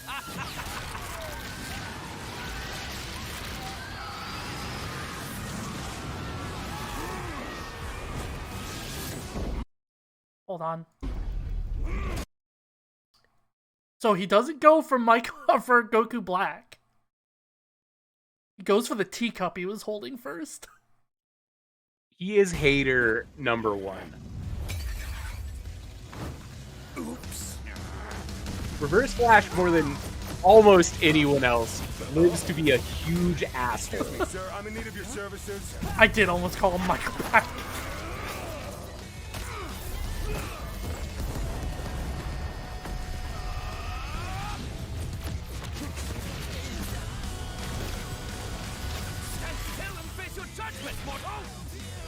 Okay.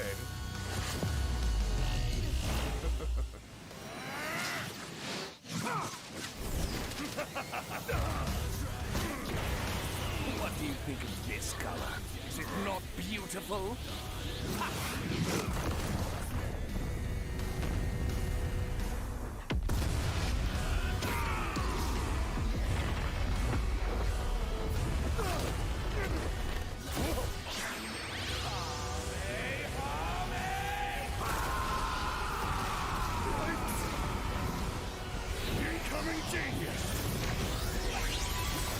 Time for the goofiest run animation. Death in reverse. There it is! Magnificent!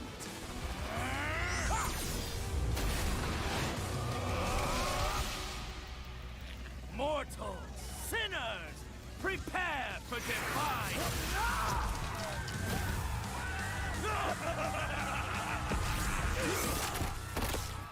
Why aren't you dead?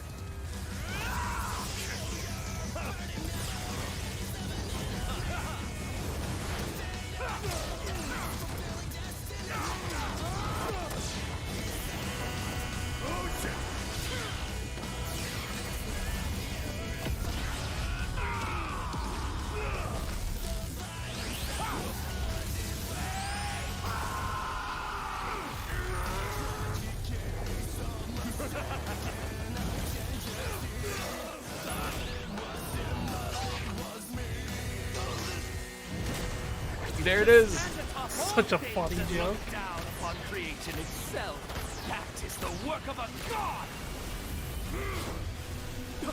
Empty threats to a living paradox. Home run bat, sound effect located. How truly foolish. Sorry, was that important?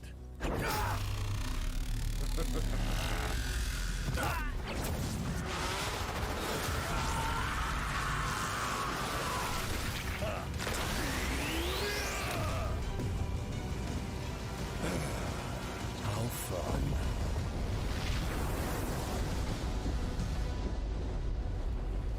What was that ring? That was the time ring, which allows Goku Black to do all his time shenanigans. KO! But yeah. It is always fun to watch two total assholes fight because, like, there's a certain amount of unpleasant that a character can be when they're fighting a character that anyone cares about at all in a meaningful way, positively. But when, like, everybody likes both characters because they're jerks, they're allowed to be bigger jerks than ever before. It makes it a very satisfying death battle, I think. Yeah. And the writing and voice acting for Reverse Flash is so fun. Just him being the biggest hater on the planet towards Goku Black. Yeah, they really captured what people like about Reverse Flash. Is that he's dumb and bullshit, and also that he lives to hate. It's very funny that this is the most replayed section. Because of this stupid fucking face. Was that important? What a smug prick. People need the JPEG. They need to screenshot it for their Oh, this has Discord been icons. memed. Don't worry. But yeah, this is just an extremely fun fight with two very fun characters doing their usual bullshit.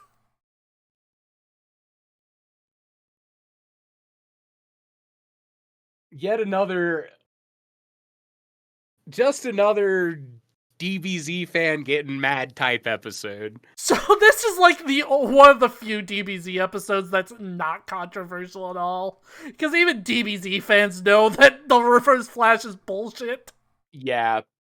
And like, there really is the emotional line to fall back on of this was Goku Black, not necessarily perfect Zamasu. So nobody cares if Goku Black loses. Like, no one fucking cares.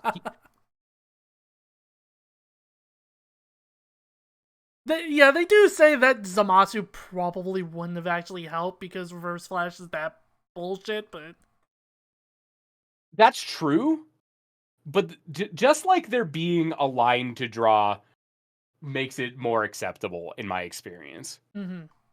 If people have an emotional off-ramp to take, they're less upset about things of this nature, on average.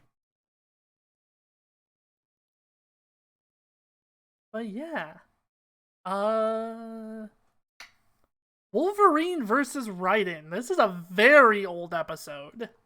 This is like season 3, I think. Might actually be season 2.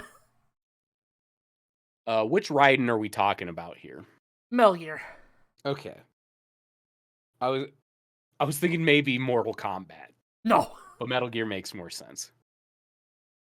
Wolverine has those bones. He has that dog in him. He does have that dog in him. I'm all in on Wolverine. Also, yeah, this is Rising Raiden. Yeah, not the shmup. Not popular vertical shooter game Raiden. You choose the purple beam because it's got homing. I have no idea what you're talking about, but I'm agreeing. Thank you. Raiden has been on once. The Mortal Kombat Raiden. And it was against Thor and he fucking ate shit. Anyway. let's watch our favorite friend Wolverine beat up a Metal Gear Man. I think this is another episode where Xander Moba's voiced the character.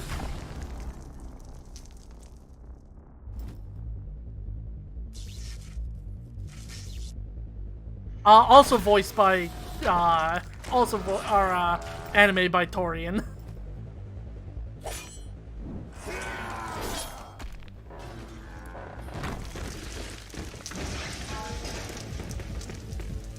Who the hell are you? Get out of my way. Fat chance, bub. You're next. He said it. He said bub. Iconic Wolverine line. What? Who? What are you? Gotta admit, that hurt.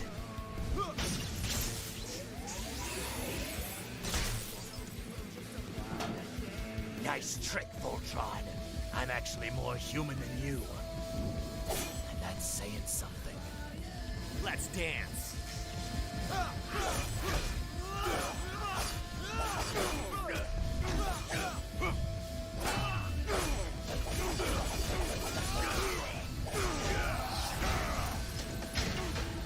That was very cool.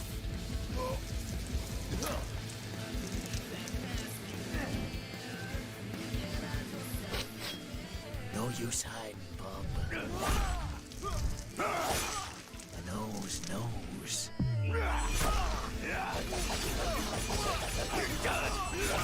That's a Marvel vs. Capcom move! That's Berserker Barrage.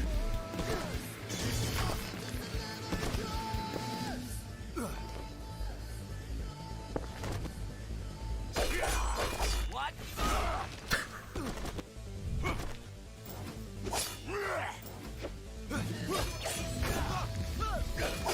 Yeah, Wolverine is a short king, so he's a little stretched out, but Yeah, it's probably just a model. I will end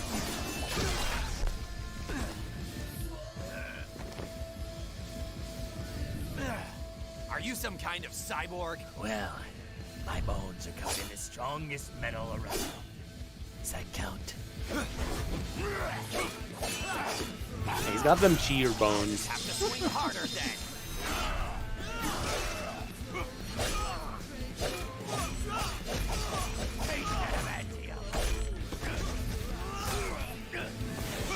Use iconic Super Weapon X.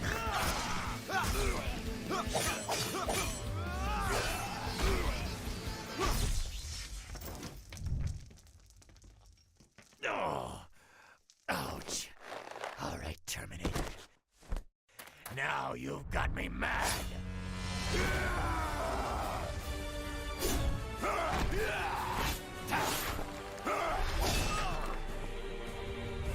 Shit.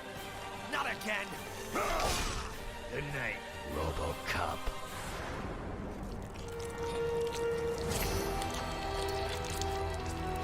Pain. This is why I fight.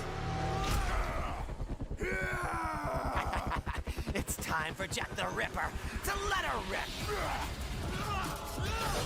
You entered Too Red to Die mode. Too red to die mode.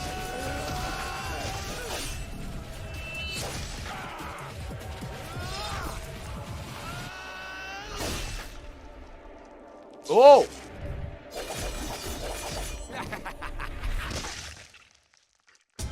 KO! Sword Scribe, fuck off. Lord Scribe! Oh yeah, that was Wolverine versus Raiden. You hate to see it happen. But you love to see how it happened. Yeah, they have their reasoning in the conclusion, but obviously, again, that's not really the point of this. We're mostly going over the animations. Yeah, I think the sound design was very good in this one. Mm-hmm. They had a lot of really satisfying sound effects, and the way they animated the slashing for both characters was really satisfying. Mm-hmm. Yeah. I still love fucking Wolverine climbing up the building while using his claws, and Ryan just going, "What?" That was very good. But yeah, just another really solidly choreographed 3D episode from Torian. They do amazing work. Mm-hmm. Yeah, like I said, there's a reason why fucking one of the Kickstarter goals was him animating an episode. Yeah, anything else you have to say about the episode? Honestly, like, I feel like it was just very clean from wire to wire. Mm-hmm. It's hard to say too much. It was just a very cool sword fight. Yeah. 100%. And sometimes that's like all it needs to be, right? Yeah, same with like Samurai Jack versus Afro Samurai, yeah. It's just very well choreographed. Right, this one's gonna be probably a bit contentious for some people. Guts versus Fremlum Dimitri. Guts versus Dimitri. So this is the one I will I don't know who Dimitri is. I don't know who this character is. I don't know anything about him. I have no guess for this. What were you about to say? So this is one that it may be a bit higher than maybe it should be, just solely off of the fact that I like Fire Emblem. That's all it takes. I told you, I am not immune to my franchise Blorbo getting on the show about fighting. My second favorite one today was the Dio one. And, like, I don't think it was the second best one we've seen, but it's my second favorite. Yeah. Yeah, that's totally fair. That being said, there are things I do really like about this episode that aren't just Dimitri's on screen. For a death battle!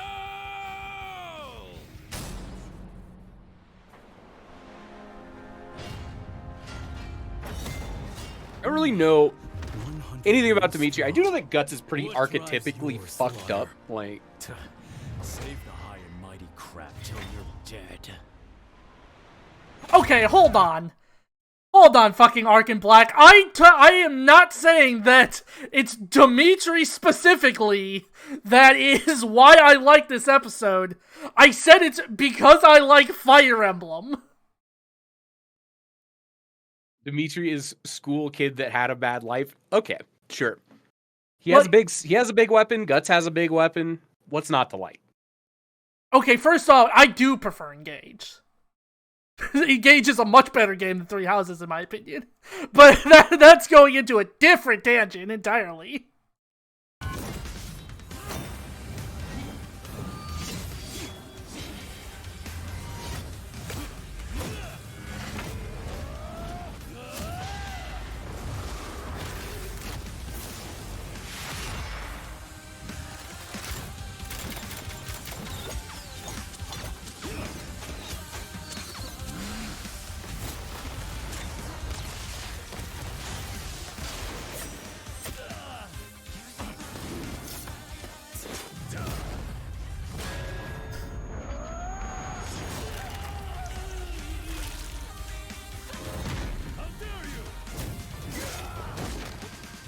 Tear your head from your shoulders! The dead must have their revenge! Very good moment. Shut the fuck up.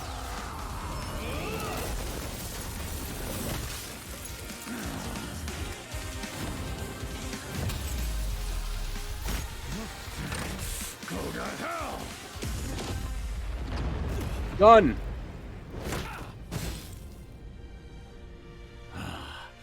Bastard. Avenge us.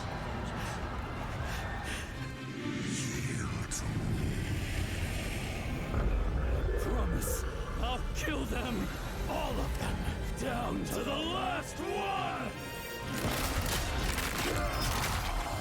Okay, so Dimitri is also a character that's like this. Yeah. Yes, yes.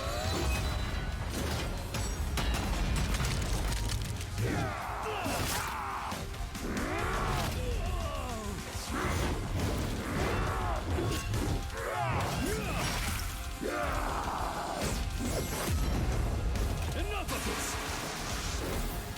This is it!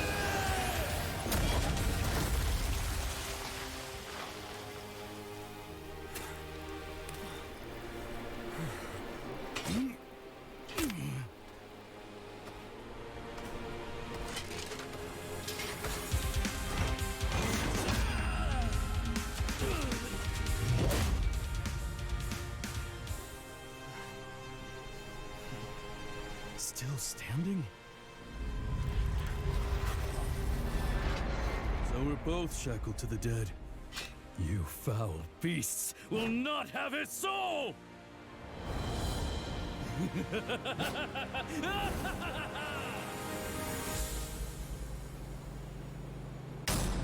KO! I don't know. So yeah, obviously the contentious part is the fact that Guts lost at all.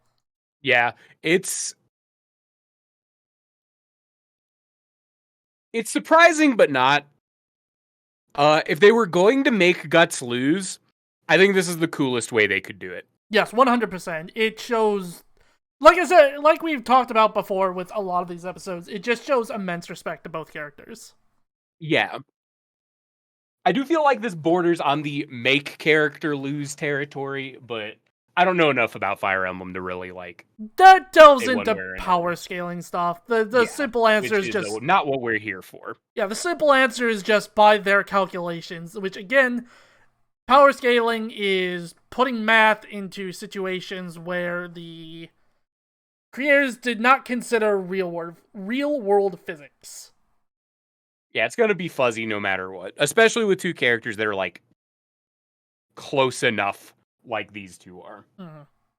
I think there were a lot of really good moments in this. I think the headbutt was pretty peak. Yeah. Ending shot is pretty incredible. Yes. Yes. It makes me wish I knew a little bit more about Dimitri so that I could have experienced that half of it better. Mm-hmm. But they were pretty faithful to Guts. I think this was a good one. I understand why it's high on your list. Yeah, there are a lot of episodes that we've seen today that are like kind of the X show in a way, like how Dark Souls versus Skyrim was kind of the Chosen Undead show. This I think gives a very equal balance to both characters in terms of showing off what they can do and being respectful to both characters. Yeah, I mean, I think a lot of the very grounded fights that we've seen have very good choreography. Like, kind of mashing a sword versus a spear probably isn't the easiest thing in the world to, like, choreograph. But yeah, stuff like I had Dimitri get bonked by the Dragon Slayer as my avatar for a while because I thought it was a really funny shot. Yeah, the whole thing with like the cannons, the cannon going off and sticking to Dimitri and blasting them both apart, was really cool. Yeah, there's just a lot of very good moments in this episode. Very satisfying fight. Yeah. Yeah, the only thing that, like, if I maybe had a criticism to give, it'd be Dimitri's voice acting is a little weird. But, like, that's kind of it. Also, good God, this is another Xander Mobus episode. Because Xander Mobus voiced Guts. But yeah, like I said, it's not just one of my favorites because Fire Emblem's here. It's like with heavy weapon fighting, it's easy to not put enough weight behind it. Mm-hmm. And I feel like I feel like it had some good heft. Yeah. Yeah, the heft is important here. It's like Brennan Lee Mulligan, like, the most important thing about dinner is the weight. The heavier dinner is better. It kind of feels like this is the heavier dinner is better sort of death battle. Mm-hmm. And I think they made a very heavy dinner. Yeah. Like I said, I was joking about the, like, fucking clang on Dimitri's face, but, Like, it's a very good showing of just how fucking heavy the Dragon Slayer is. Yeah. No, this was made after... Well, it might have gone in production before Miura died, but it came out after.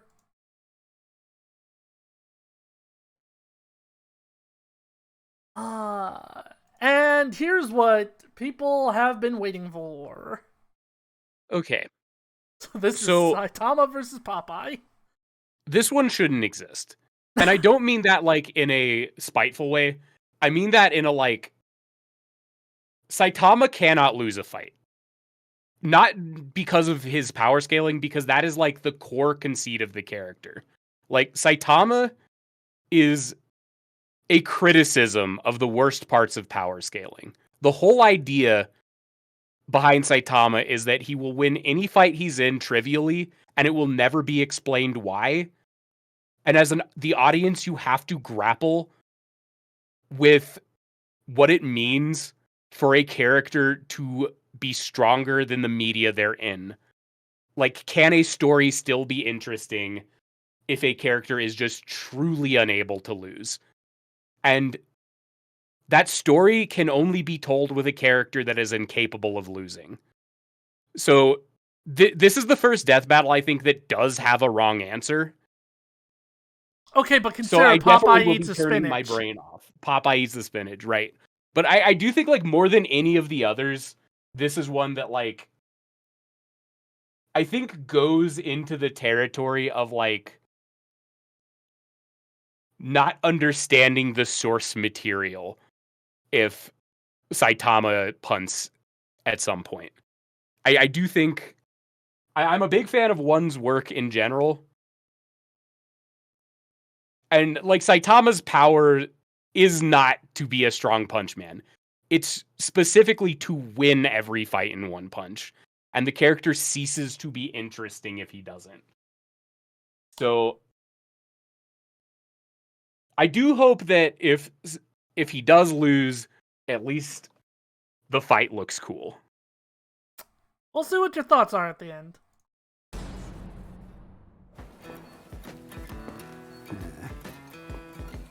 Oh man, the scrap's always so expensive. No thanks. Guys, can't stand no one bad-mouthing me spinach. Put 'em up, yes, big palooka. Whatever.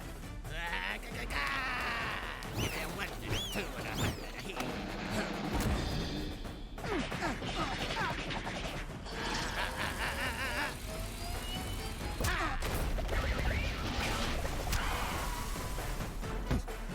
Oh, yes, okay, gotta get this thing here, so that would be a pulley. Well, blow me down. Ya ain't got a scratch on yas. I know, right? Overwhelming strength is so boring. I can't read that.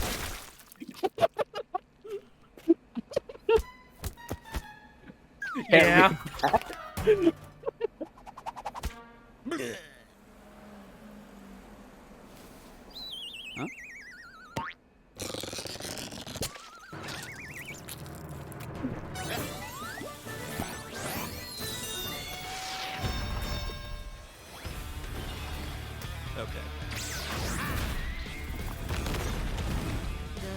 A little bit more interesting now. I do think so far, this is as interesting as a fight with Saitama in it could be.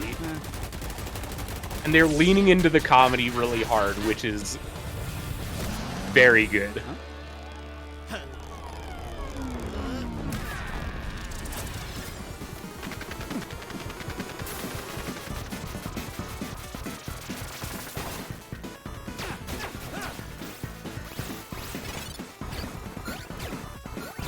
You sure is one crazy gazookas. I'm just a guy who's a hero for fun. Who the hell are you? He said it. I am what I am, and that's all what I am. He also said it. What do you know? How am I gonna get back home?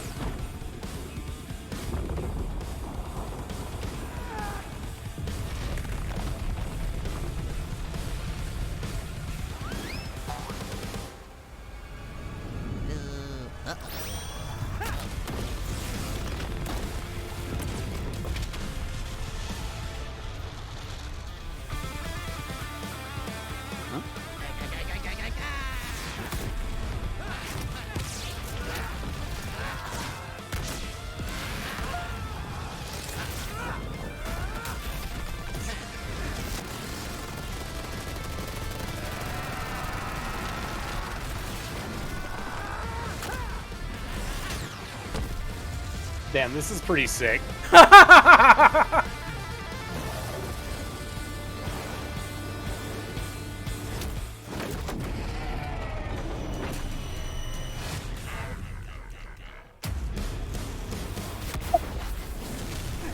Amazing! This is amazing! How did you get so strong? It's me spinach.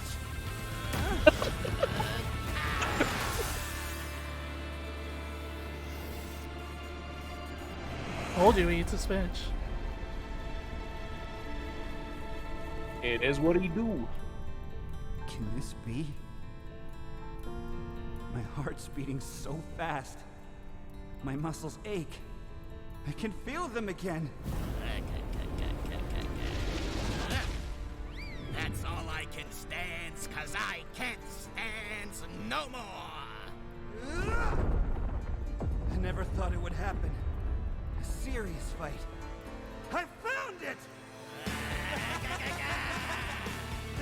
Thank you, weird spinach mascot.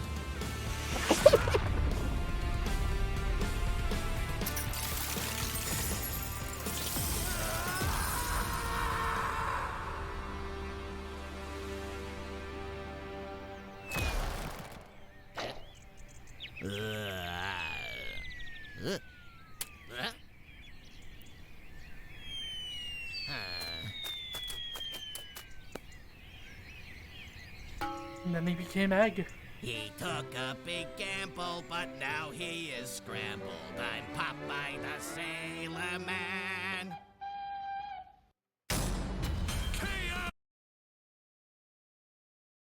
They're wrong, but that was a good death battle, for sure.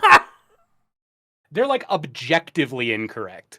But this is also, I think, my favorite death battle we've watched. Like, the problem is... Saitama's entire character is being disappointed that he won the fight.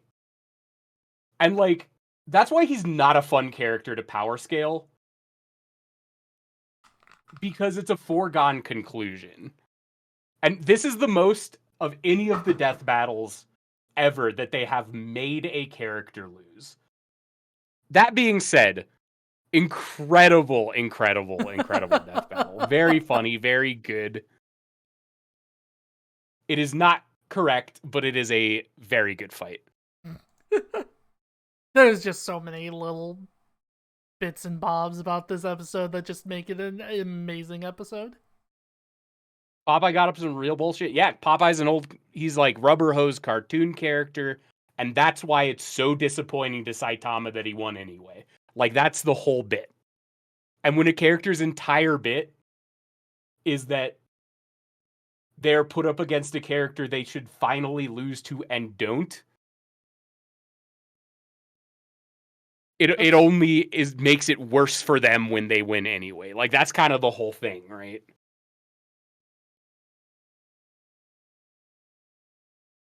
Anyway, time for a different tone entirely. Frieza versus Megatron.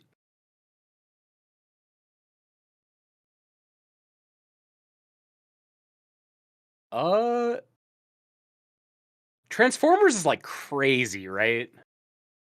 Not entirely. Not the version they're using. When did this come out? It was last season, season 10. Okay, so like post Tournament of Power Frieza. This is Frieza Black, yes. I would think Frieza would win, but I don't know enough about Transformers. We're gonna learn. It's hard to believe. This Dragon Ball numbers got pretty fucking wild. Yes. Greetings, noble warrior of planet Cyber whatever. I, Lord Frieza, claim this world as my own. Cheer for me or face annihilation. I have fought for my planet for eons. I would rather see it turn to ash than reside in your filthy hands, organic scum! I love it when they monologue back.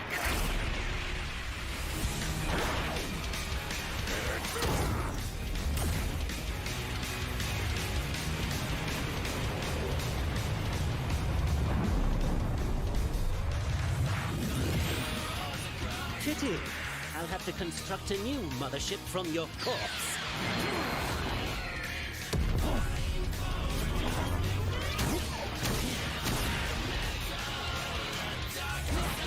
What's wrong? Is that clunky robot body too slow to keep up? My wits should more than suffice, you blithering ponce!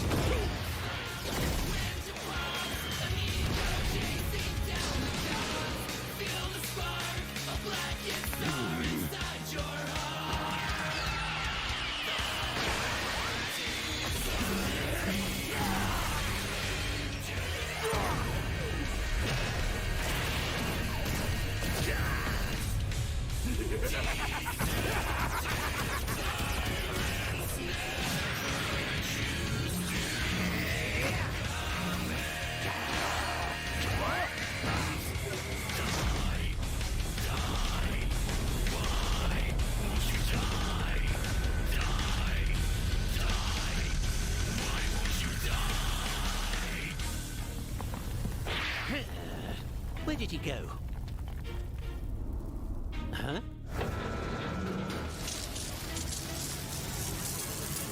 Tank. I do wish he turned into a gun in this fight, but... God, it's so funny. And with the most beautifully rendered Golden Frieza transformation on the planet. Yeah, holy shit.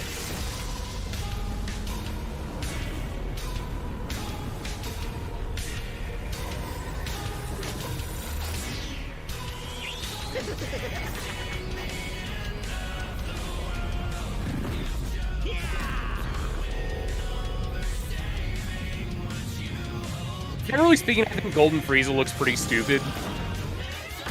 But, like, that was one of the better Golden Frieza transformation sequences I think I've seen, even including source material. But then he's Golden Frieza and in motion, and that's when the problems begin.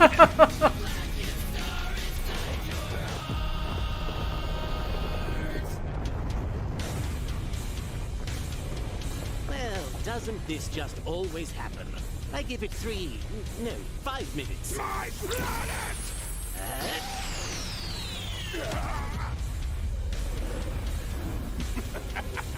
Behold the mighty Lord Frieza, ruler of a dying planet. My planet. Where is your army? Where is your ship? So powerful, and yet you will wander the depths of space for eternity. All because of me! What a fool. You despicable cretinous worm! I'll torture you until your screams can be heard in the vacuum of space! Die a fool's death!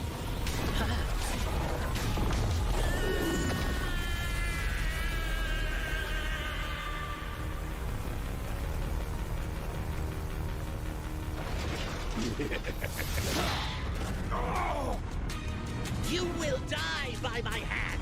You fool!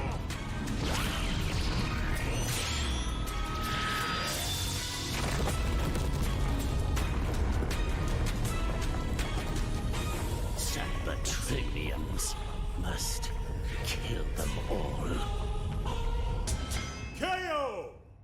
Also, Yeah. yeah, it was pretty stacked in Frieza's favor. But no, for the record, the guy who voiced Megatron is Tom Schalk, who is voiced in a lot of Death Battle stuff.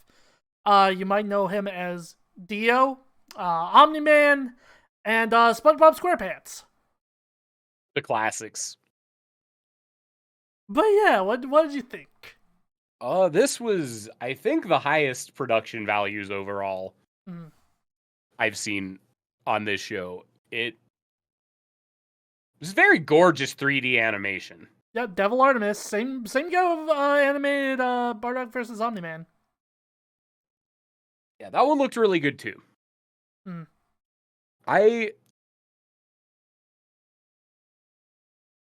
God, Frieza is so stinky. He's such a stinky guy. Yeah, this is another one. We were talking about this in like Goku Black versus Reverse Flash, where it's just Megatron is much less of an asshole, but like just two villains like monologuing at each other is always very fun. Yeah. And it's like Frieza like really sucks. So it's cool to see him in a role where he's fighting someone that approaches being as bad. And yeah, you have fucking Megatron shit talking Frieza near the end. It was very good. Yeah, this is one where like the fight itself is mostly just two characters throwing beams at each other. I mean, again, that's what these characters do. It's not really the fault of the animator. Yeah. But the writing of both these characters really makes it transcend. Also, a bit of a fun fact. Because Megatron is so much bigger than Frieza, that's why you rarely ever see the two of them like in the same shot close by. It would look whack. It would look so weird. I think this was a really good one. Very much I feel for Transformers fans. Oh right, Transformers has been on the show 4 times, and they've only won once. Oof. They lost to Galactus. There was a very early season 1 episode that I don't really count. And they lost here. The only one they won was Optimus Prime versus the original Gundam. I can see that. Original Gundam was before it got even more wow cool robot. No, come on. What? What's wrong, Matt? You can't have one of the dogs die. I don't want to watch this. What's I don't wrong, Matt? I have moral. I refuse to guess based on moral opposition. I'm taking a principled stance. That's fair. I will not guess which dog dies. That's understandable.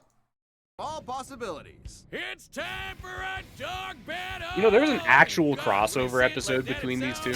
Yes. Oh, trust me, I'm well aware. It's the official ending to Courage the Cowardly Dog, and it also sucks ass.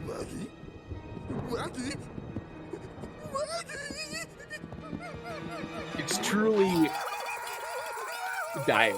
Yeah, let's go. They're scared.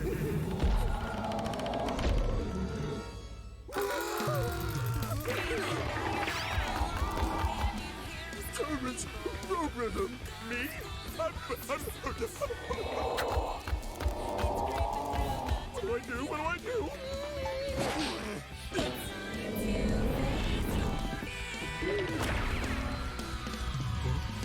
It's not a remix, it's just a song made in the style.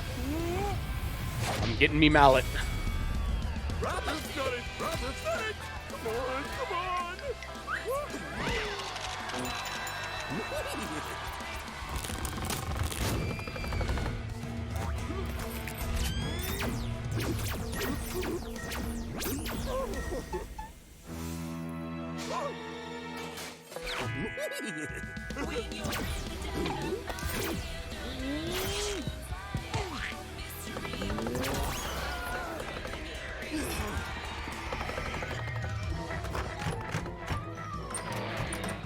Yes, good. They understood the assignment.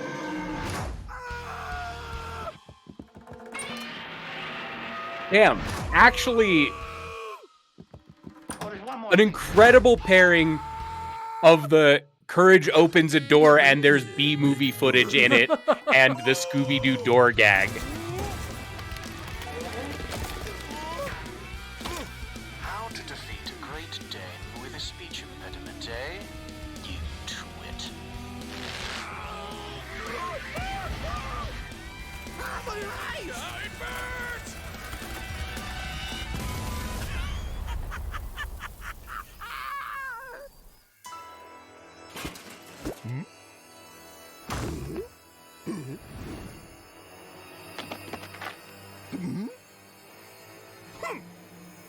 All dogs love their bones, don't they?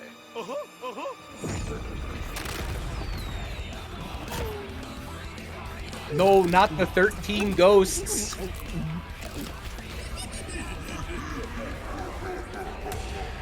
This could be bad. My name isn't Chad James. And it's not.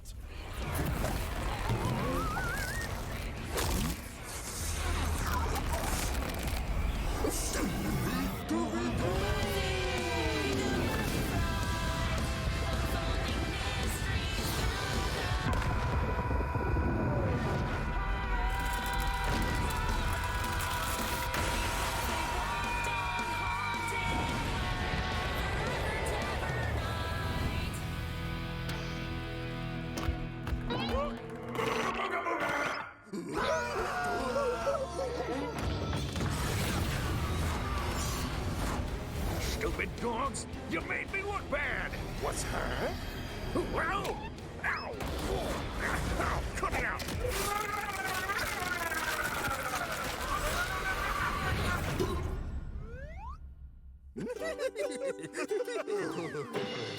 Well, Muriel, I hate that stupid dog! So you were saying, Matt? Incredible. It's peak. It's peak. This one was peak. It's truly peak. They understood the assignment down to Eustace is always the one who loses at the end of every episode. This was much better than the real crossover. So yeah, the crossover is actually pretty much the reason why this ended in a draw. But yeah, this is such an amazing episode. That's real good. Animated by the same guy who drunkenly animated Samurai Jack versus Afro Samurai. He's peak. He's peak. He's a very good animator. Yeah, one of the only 2 draws in Death Battle history. The other one was a joke. Technically, there was 3, because fucking Pinkie Pie versus Deadpool also ended in a fucking tie, but whatever. That episode also barely counts. But yeah, they like I said, they understood the assignment. The comedic timing was, like, phenomenal. I'm very impressed with the writing in this one. Mm-hmm. Like, they understood what makes both of these shows funny, Mm-hmm. and they put it together in a way that was really satisfying. Like, combining both of the show's individual door gags was inspired. Mm-hmm. Truly. Yeah. When's Columbo versus Death Note? It's going to happen eventually, actually. It was one of the Kickstarted episodes. God, that's funny. It's not going to be, like, technically a real episode. It's going to be a, like, alternate episode. Realistically, what's going to be is it's going to be a fucking long-form, Gianni Matrigano sketch. Yeah. Probably what it's going to be. It's gotta be. It's gotta just be like a Columbo episode fan fiction of what it would look like for Columbo to solve the Kira case. Mm. That's all it could ever end up being. But yeah, I mean, it wouldn't be him. I do want to see that. Like, that's the thing. Like, I would like to see that. That's something I would like to visualize with my eyeballs. Yeah, no, it's not gonna be him fighting. It's gonna be an intelligence thing. I mean, intelligence in quotations, because it's the joke is Columbo beats light. Like, that's the entire point. But yeah, like I said, very much understood the assignment. Easily, probably my favorite of season 10. Yeah, this is one of the best ones. Which season 10 was an episode with a lot of very strong episodes in general. Like a lot of ones I put it like 10 out of 10. But yeah, next is another old one. Let me.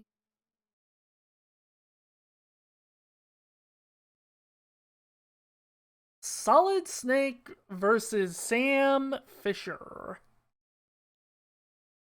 This is like season 2 or 3.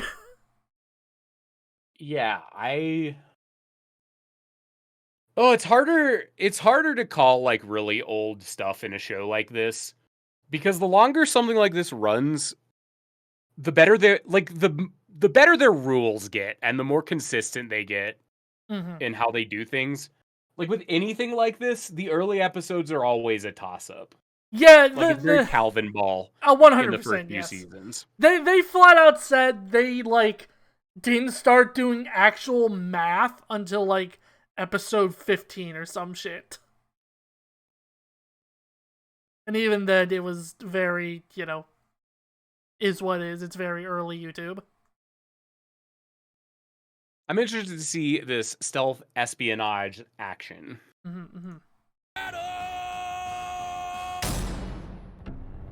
I think Snake wins because his grenade is like really broken in Brawl. That is true.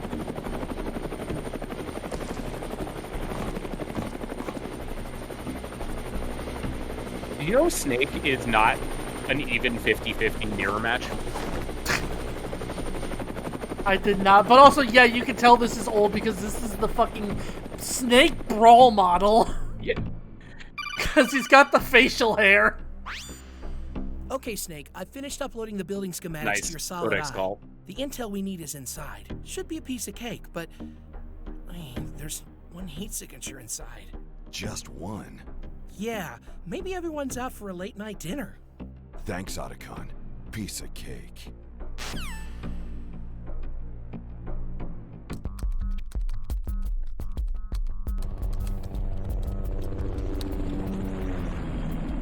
Grim, we haven't had a chopper plan, have we?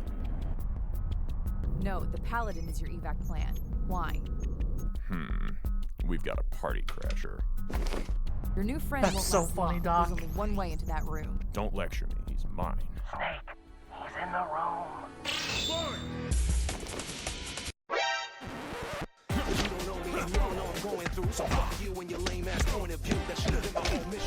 Also, back when they didn't have their own musicians, so they just used a lot of Anarchy Reigns sounds for the soundtrack. Where's the data? Wouldn't you like to know? This feels very Gmod. It was SFM probably.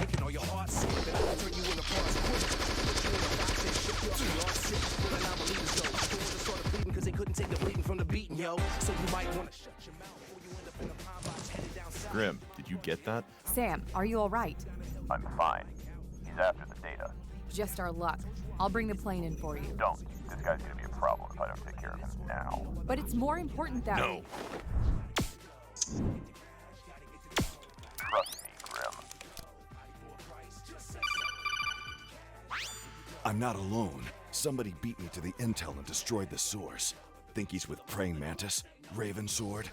If they're operating out here, it couldn't possibly be anyone we're familiar with.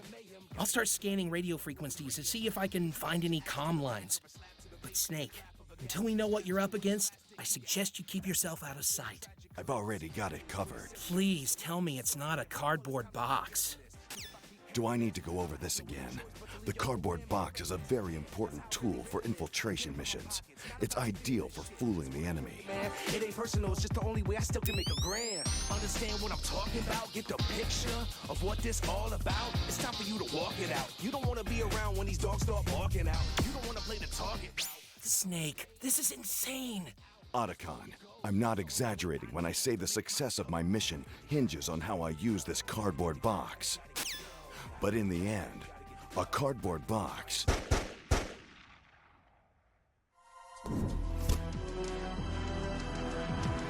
is only made of paper. Laughing at you. Everybody coming this way, I see. Stand tall, just so small to me.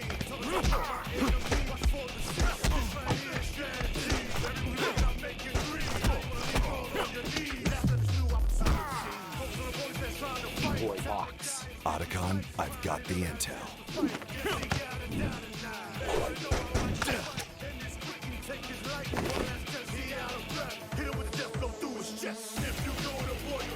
Sam, I'm sending you the camera speed. Whatever suit he's wearing is powered by electricity.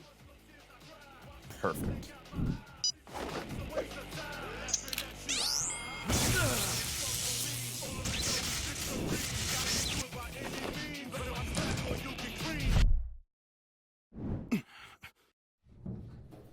That was close.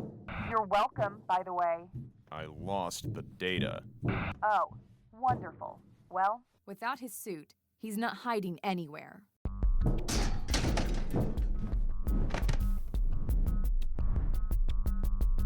he's just behind that door. Go get it back, old man.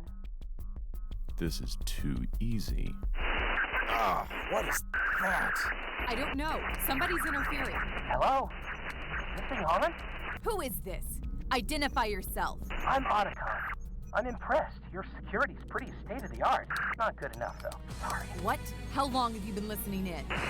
Long enough. But right now, Miss Grimm, I've got to shut you down. Ah! Sam! Sam, do you Also, copy? MGS4 Otacon jump scare. Yeah. Are you there? Are you okay?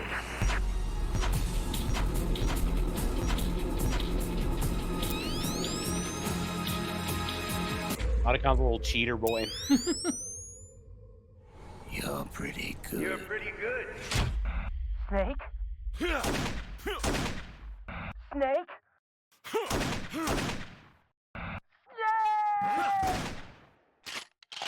Naughty.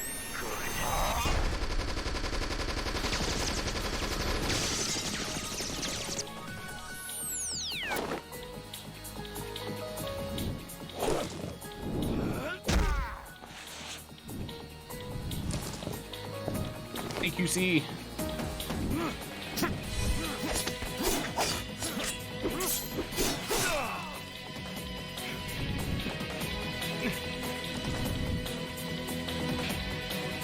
Gotcha.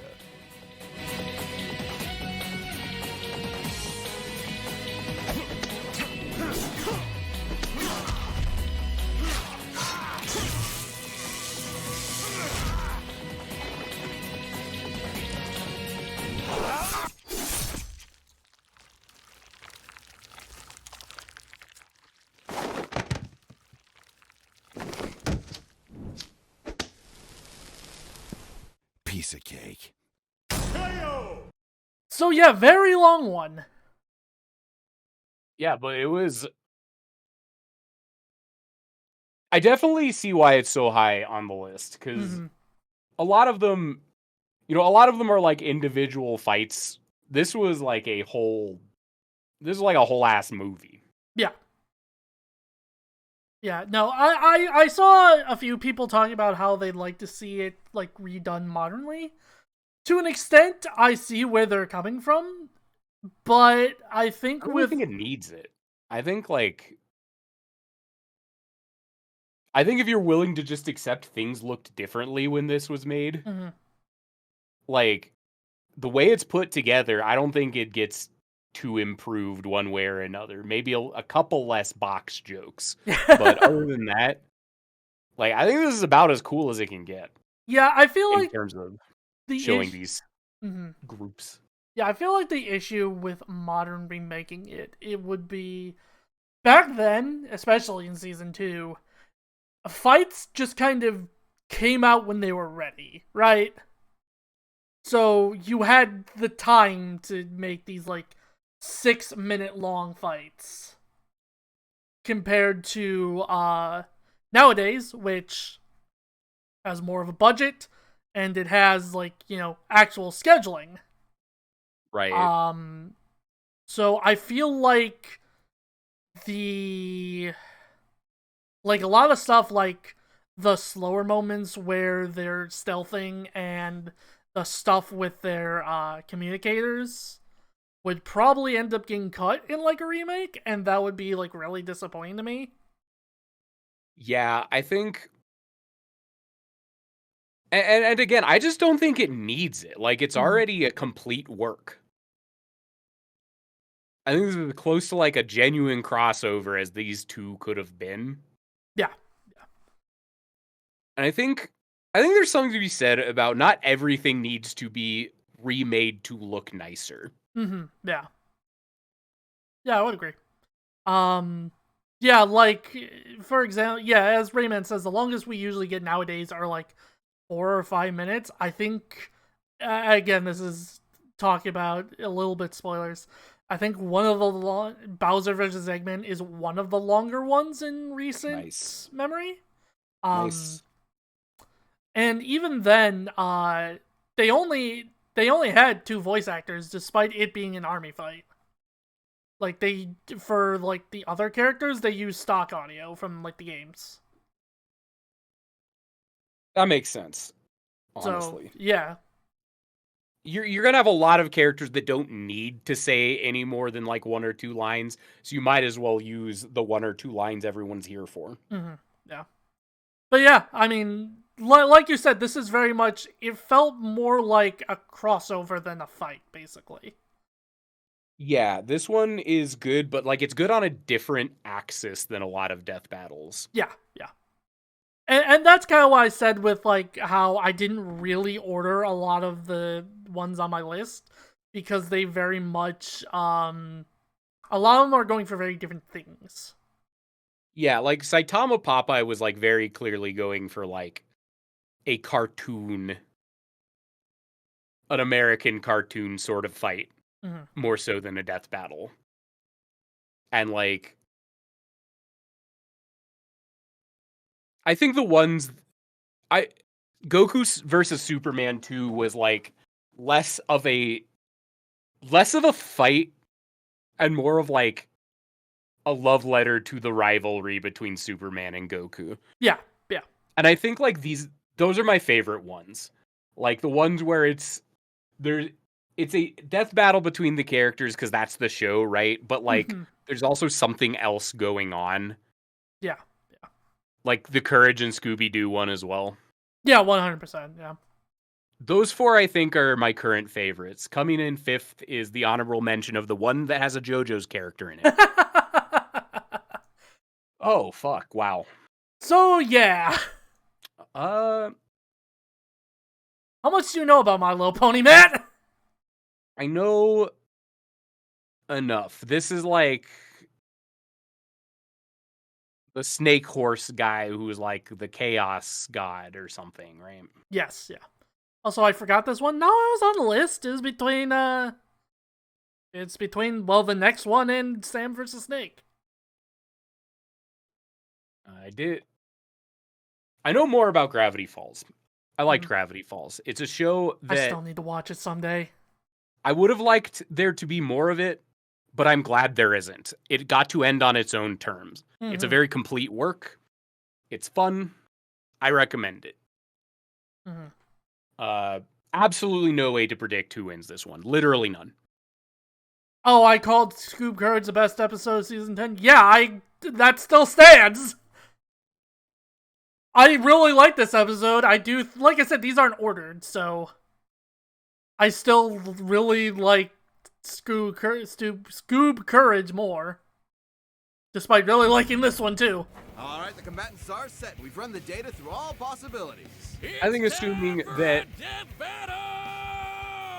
Discord is like on the same wavelength as Billiam, this one just really comes down to like how the animators felt on the day they made it. Friends make their own. Friends of a friend. But there's an idea.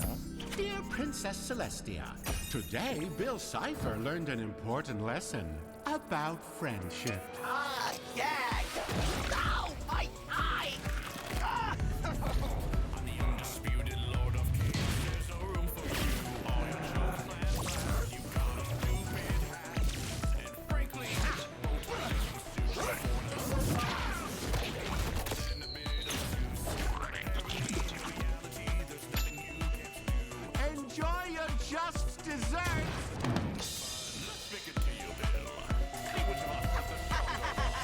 Green Day mention.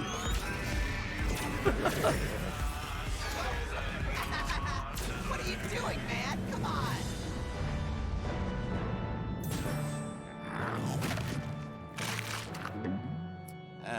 A tad Euclidean for my taste.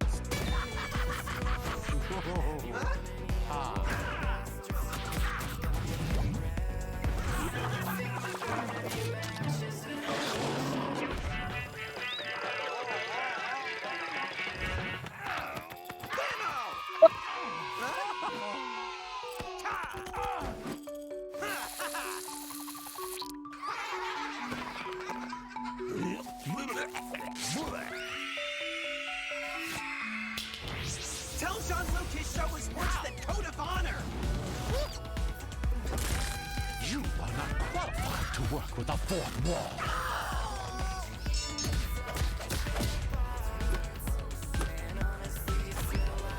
This stalemate is getting dull. How about a different game? Sure, I love checkers. Go fish!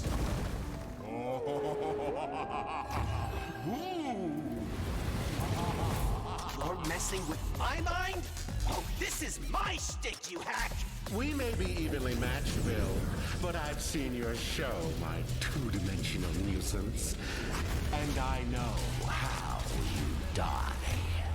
Oh! You think we're equals? That you're safe in here, you low-effort clown? I'm an all-seeing God!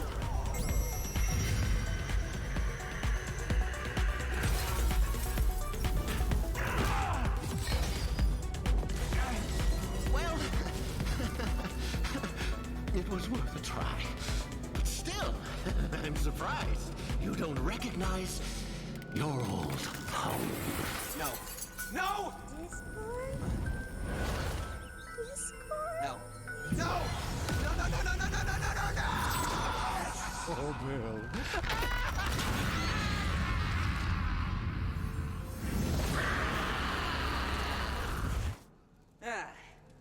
No big deal.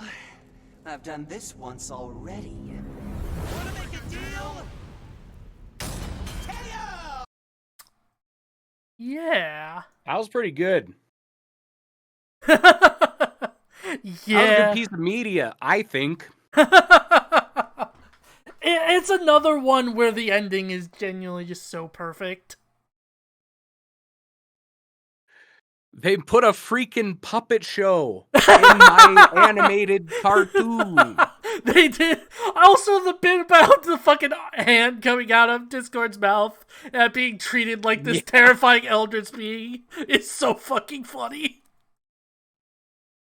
But yeah, like, the fact that Bill won the fight, but he got fucking trapped in the nightmare realm again because of Discord is such a good ending to this. Yeah, I think this was one of the I feel like this was more of a passion project than a lot of them, the way it kind of came across. Like, you could tell they were very deeply invested in showing off these characters.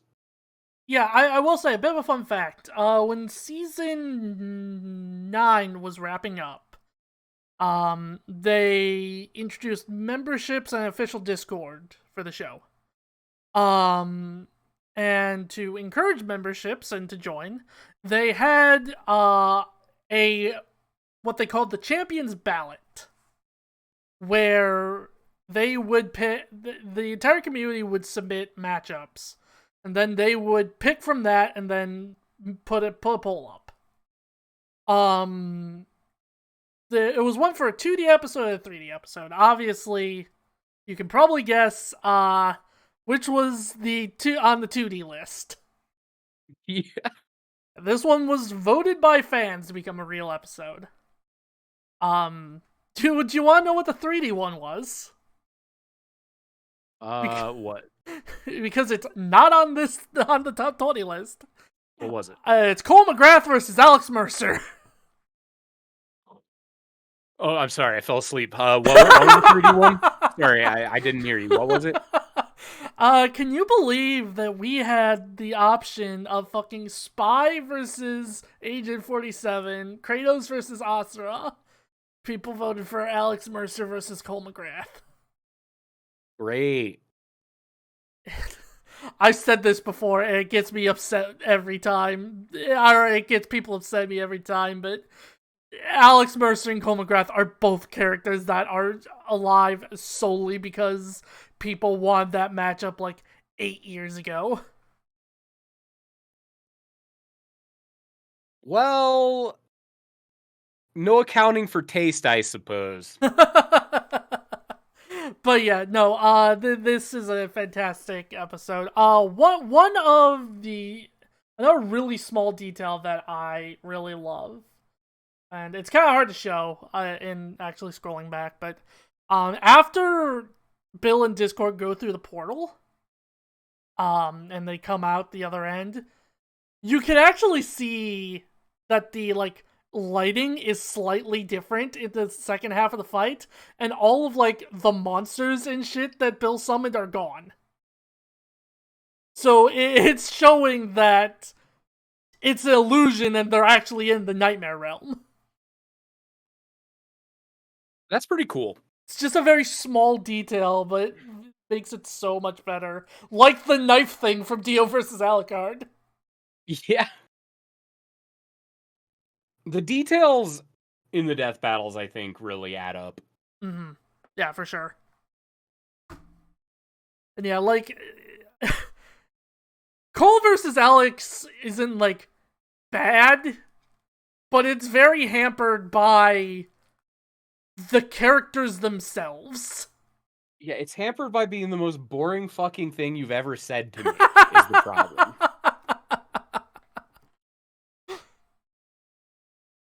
But yeah, we got 2 more, and they're both actual old ones. Oh. Balrog versus TJ Combo. Nice. An actual, another fighting game one.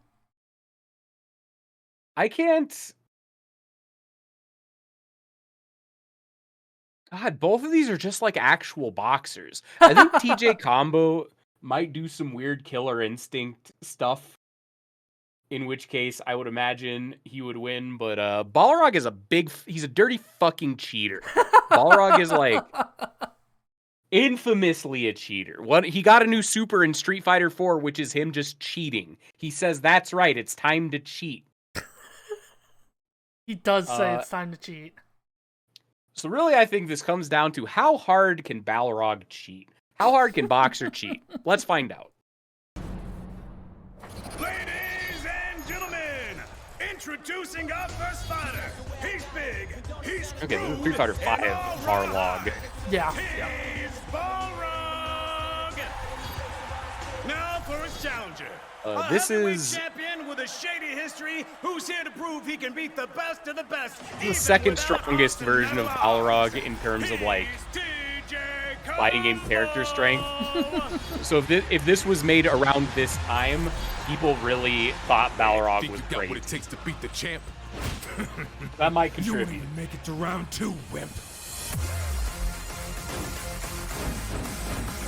Here we go.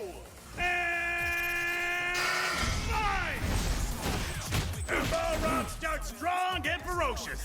Better stay out of his way, TJ.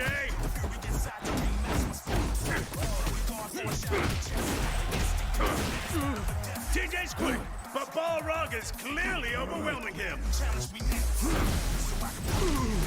Just like that, Balrog puts Combo in the corner. And here he comes for the follow-up. TJ is now in a good spot. Whoa, wait a minute.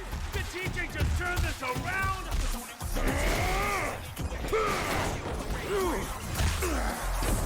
Incredible! Out of nowhere, Balrog. No, wait, he's on the floor. You're giving him a down charge. You're gonna use Buffalo Headbutt. I'll break you like a rag doll.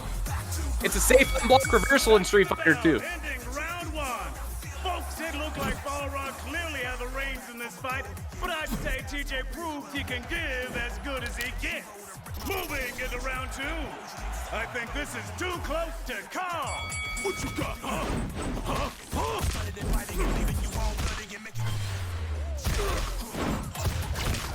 This is another, at least so far, pretty grounded one.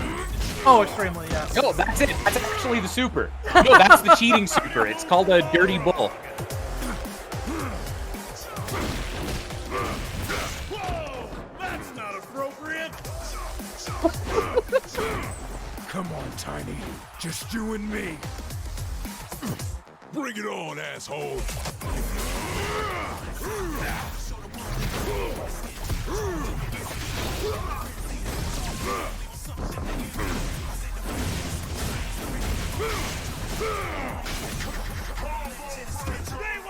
Nice. I think it's cool that when Balrog is getting hit, the way it worked was the way combos work in Killer Instinct. And when Balrog was juggling TJ combo, it was the way that juggles work in Street Fighter. Like, they're retaining their game-specific combo mechanics.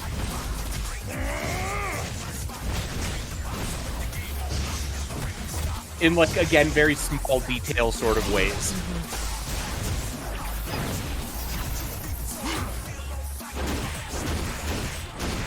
You won't hear the full 10 count. Why don't you go to hell? I can't believe it. Combo's down. This could be over.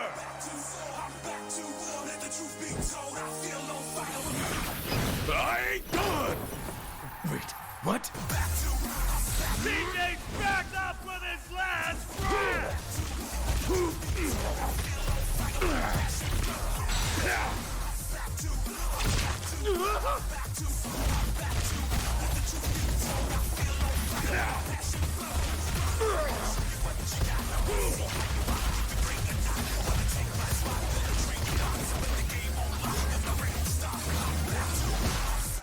Holy jumping giblets! TJ Combo takes the title in absolutely brutal Yeah, not fashion. unexpected. Excuse me, I've got a hurl.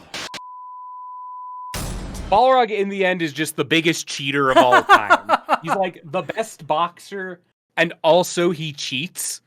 But TJ Combo literally does Killer Instinct magic. Like, that being said, this was one of like the most, wow, they really give a shit about the fighting games matchups I've seen. Like, the way when TJ Combo is hitting Balrog in the air and then he gets like kind of snapped to the ground in a restand. Mm-hmm. That's something that happens in Killer Instinct and does not happen at all in Street Fighter. And like the way TJ Combo was in a spin state is a very Street Fighter thing that does not happen that way in KI. So like having them juggle the other person with their game specific combo rules was a really cool detail that I appreciated a lot. Mm-hmm. Yeah. Also, this is just straight up a fucking boxing match in its choreography. Yeah, right until the end when they're like, it even feels like they were just kind of like, this is really cool, but like you do remember that TJ Combo can do like magic, right? Like he has magic install powers, and Balrog is actually just a guy. And I'm glad that they just like, they capstoned it with that, but they didn't spend too much time on it. Mm-hmm. They're like, this is how it's going to end, but we're going to show you the coolest fighting game boxing match of all time until we get there. Yeah, pretty much. Straight up, too, part of how the analysis goes is they use actual boxing theory as part of who wins. Like TJB, or one of them being like an outboxer and that kind of shit. Yeah, Balrog is an in-fighter. Yeah, and he has shorter arms than TJ Combo, which actually matters a lot in boxing. Mm-hmm. Yeah, it's just an incredible episode. And yeah, once again, animated by Torian. Very, very good stuff. I like this one. Mm-hmm. I'm a little biased for fighting game reasons, but that is very fair. Also, it was also just a good boxing match. Even if I didn't know anything about fighting games, I think I still would have liked it a lot. A bit of a fun fact. during this entire fight, they played TJ's theme from Killer Instinct. The rapper on that song is Omega Sparks, who has in fact done a lot of tracks for Death Battle itself. That's really cool. Yeah. I can't remember the ones off the top of my head outside of Cole versus Alex. He was on that one, but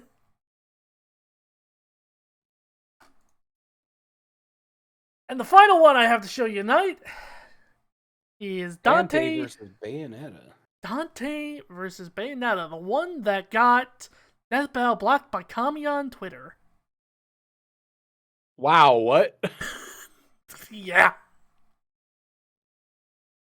Because Kami is just that kind of asshole. What a hater. This was around 4's era rum.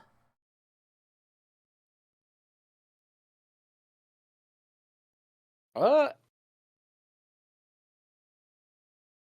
of these characters are kind of wild. Mm-hmm. I assume if Kamiya blocked them, that might speak to who wins. But also it couldn't, because Hideki Kamiya is he's sure a certain type of guy. It's really hard to make a read on him. But based on the fact he blocked them on Twitter, I'm going to say Bayonetta loses. Time to find out. This is actually another long one because it's Torian animated.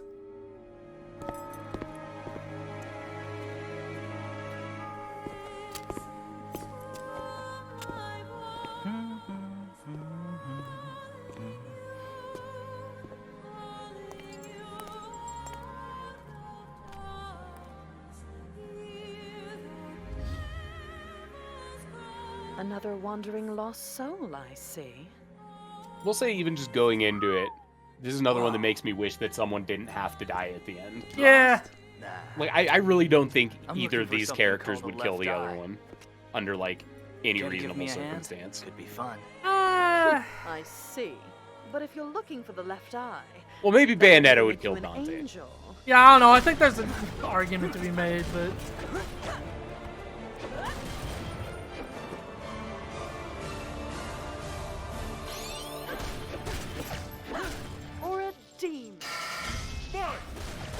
Dante would for money? Okay, yeah, maybe someone paid him enough.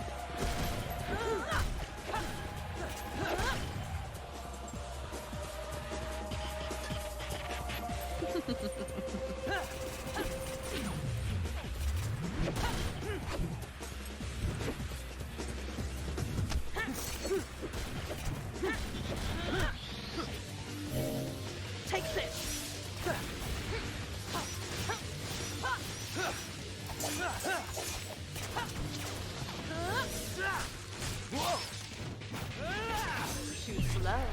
Stinger! Fuck that move.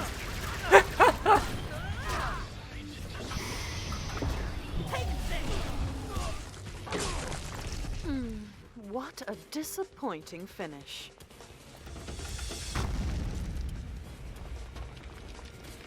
That all you got, sister? Looks like you're more of a man than I thought. Come on!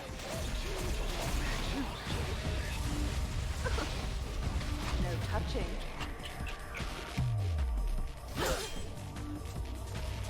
What? Haven't used this in a while. Still got it.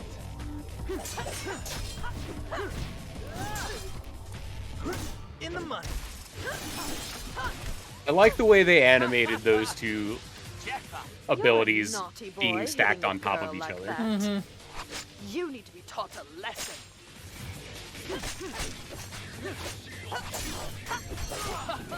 Now this is what I'm talking about. If you like that, you're gonna love. Which time plus Dante time. Hey! Action command!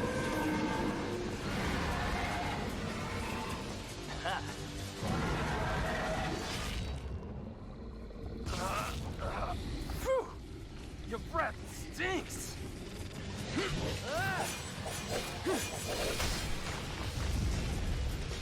haven't seen Devil Trigger yet, so it can't be over.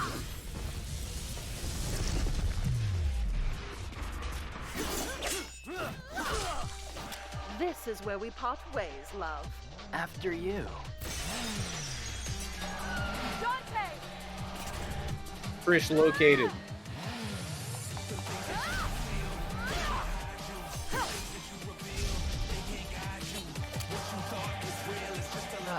Come on, Trish. You missed. Oh, don't be a baby. Let's finish her off. Jean? Cereza, having some guy trouble? Not to worry, I've got this one handled. Wait, we're getting paid for this one, right? Come on. Come on. Did not answer the question. Come on. Yeah, Jean's hair is a little jank.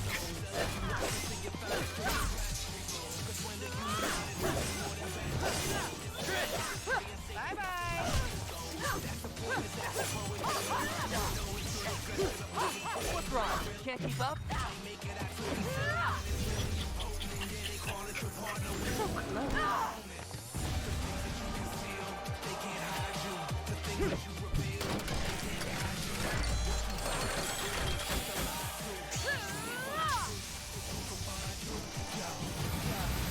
my God, Dante's stupid ass gun orb. I know, it's so good.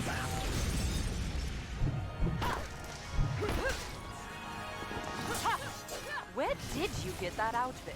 A thrift store? You're one to talk. That color looks terrible on you. Bitch! Trish, wait! Best pay attention, boy.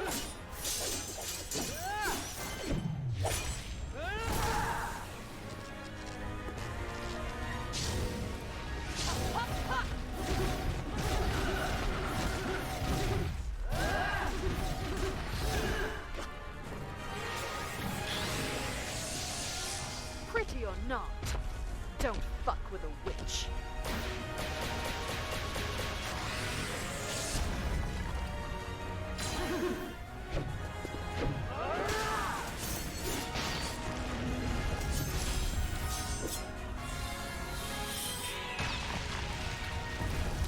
No, that's not possible.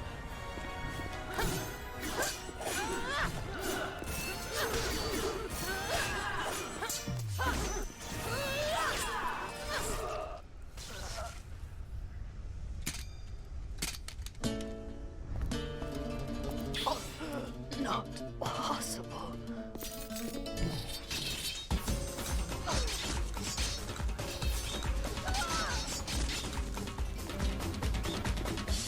Bullseye.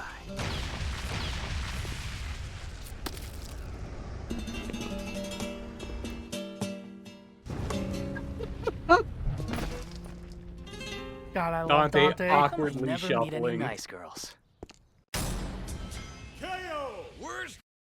So yeah, that was Dante versus Bayonetta. Yeah, the wacky wahoo pizza man himself.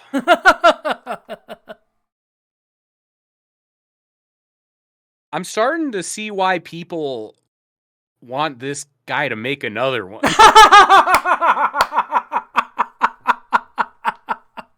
Yeah. Yeah. He made like all the best ones. Yeah. He's as mentioned, he actually includes a lot of mocap for his 3D animations. That makes a lot of sense. A lot of the movement feels pretty organic. Yeah, which is why a lot of the choreography is really good in the Torian-led episodes. And, like, they're not bad in, like, non-Torian episodes, but they're just... It's on another level, you know? Yeah, for sure. Yeah, just... I do like Rayman saying, yeah, it's amazing how good this episode compared to the rest of the season, because yeah, the rest of the season was really shit. That's so sad. God, was this when was season 3 when Tracer versus Scout happened? Because that's a Scout is like just a child from Brooklyn. without a magic time travel shirt. How is that even a death battle? I mean, it could have worked. It didn't, but it could have. That's the most hydrogen bomb versus coughing baby death battle like I've heard of. He's got a double jump. True. That's true. Tracer could never. But yeah, that was my top 20. Some good cinema. Also, yeah, Overwatch was only out for like 5 months at that point. Whoa. That is the most, like, capitalizing on a popular release thing they've ever done, I think. There had to have been something better than Tracer versus Scout. There had to have been a better matchup. There's no way. These were very good. Yeah, I agree. I'm consistently surprised about how, like, well put together as, like, a piece of film a lot of death battles are. Mm-hmm. Yeah, I mean, yeah, they're very high quality animations. Like, obviously, like, go ahead. They clearly put effort into, like, the pacing and the writing and, like, into telling a story. It's more... My impression of Death Battle before watching it was just like, yeah, they're gonna have characters throw their strongest Hadoukens at each other until one of them becomes hyper-realistic blood. And there's some of that. But, like, they do clearly try to, like, tell a story with it. Have, like, a satisfying short film. Yeah, season 1 was definitely that. But also, like, it's season 1. I can give it some leeway. Also, yeah, obviously, I did show you the bad ones.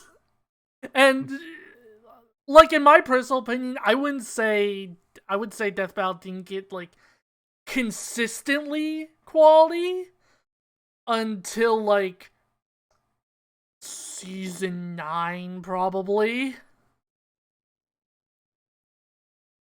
So, like, But they've had a long seasons, way to go. Right? They've had 10, 11, Okay. considering, yeah. So I'm jumping in at the best possible time. Honestly, yes. They figured out how to make it good, and they're no longer owned by Screw Attack. No longer owned by Rooster Teeth, either. They've done it. They've escaped. Honestly, yeah, they truly have. Show Matt my least favorite death battle.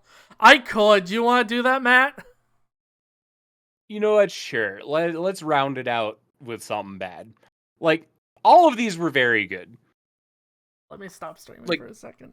Even the one, like, I strongly disagree with the conclusion of, I think was one of my favorites. I think you have picked a good top 20, buddy. Thank you. I'm glad to know I deserve rights. Whoops, Yeah. that is the cast. This is just like Groundhog Day. You're allowed to live until another winter. Bring me 20 more next year, and we'll see how it goes. I mean, we're gonna be watching one of my new top 10s this Saturday, so you know. I'm pretty excited. I played a lot. Like, I was really into Sonic Adventure era. Oh, I'm sorry.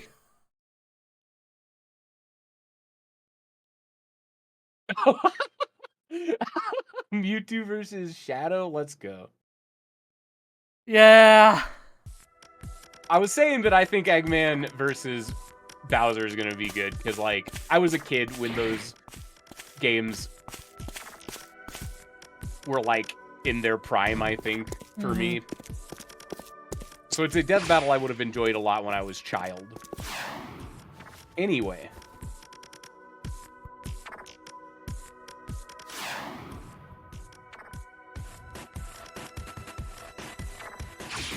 Get away!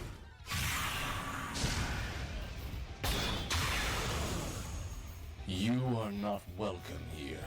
Leave this place. What's your problem, freak? I know not its name, but it is black, red, and very annoying. Fine!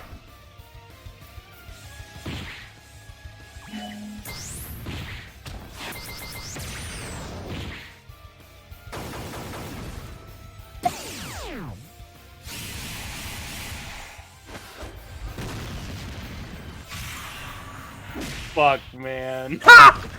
This'll stop you. Another gem? What's he doing? This is like season 5, I think. I must know. No. Season 3, okay.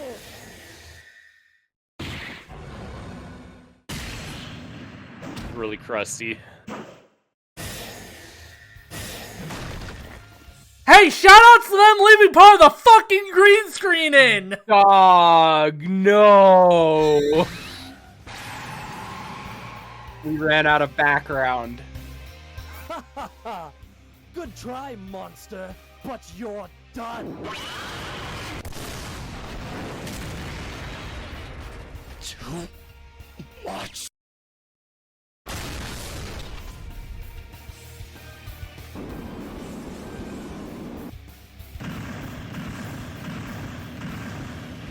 Chaos!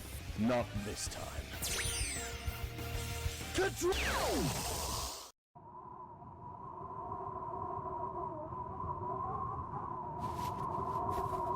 Maria.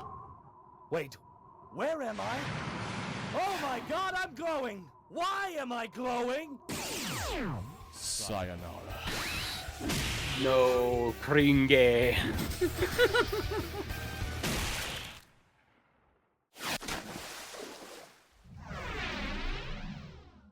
Hit him with a big spoon. God. It's so fucking bad, man! Ooh, that was rough. So this one does have a bit of a funny backstory. So the animator for this one didn't want to work on fight animations anymore. So he half-assed the job. Yeah, that's a blurry JPEG of a spoon. Stabbed through Shadow the Hedgehog. Only spoonful, that's right. This one's rough. fucking dire. It is a shame because like the matchup conceptually isn't bad, right? Like, but like the I am the big brain, I am the greatest. I'm going back to Earth for no reason ass dialogue and stuff. And like the green screen thing, oof. Yeah, also, yeah, Takahata was told to voice act his Shadow poorly on purpose. Really? Because that's how the old game sounded. Also, yeah, in general, the analysis for Shadow is very bad. The mic quality was also somewhat questionable. But yeah. No, this episode's dire, and it's a shame. See, this is kind of what I thought Death Battle was. Yeah. So I'm glad this isn't the first one I watched. I do think it's a bit of a shame that this matchup wasn't picked for the community remake option. Yeah, this one could do with a remake, I think. Yeah, like, I get it, because Doomslayer this is a Gas Leak episode. Let's be real. Doomslayer is that dude, and I know Modern Doom came out, so people want the remake of Doomslayer versus Master Chief and all that, but like, I don't know, man. This one I feel just deserves a remake so much more than that. Yeah, this one's bad, is the thing. Yeah. This was the first one you watched, oof. The fact that part of the background just wasn't finished. Unreal. Yeah. Just straight, yeah. And they said, like, they have they had bits of like anime or voice lines that just could not get used because the animator didn't animate them. It's wild. Yeah, man. Wild. Anyway, I'm gonna rage all over Emily. Is she in the Discord? Yeah, okay, because I'm probably heading over there because she's playing Deadlock. That was a lot of fun. Thanks for showing me some cool episodes. Yeah, I'm sorry we had to end on my least favorite ever, but you know. No, that was good. This was good. Better this way. Now you know how bad it can be. Though I truly don't think we're ever gonna have another episode like that. Probably not. Yeah. So we'll see you all on Seth Saddle's Thursday, coming this Sunday. Seth Saddle Stun Day. This Saturday, probably, assuming there's no like time issues with anyone. Seth Saddle Sunday, coming this Saturday. It's actually Saturday, right? I keep saying different days. It's Saturday, yes. It's Saturday. This isn't a good bit.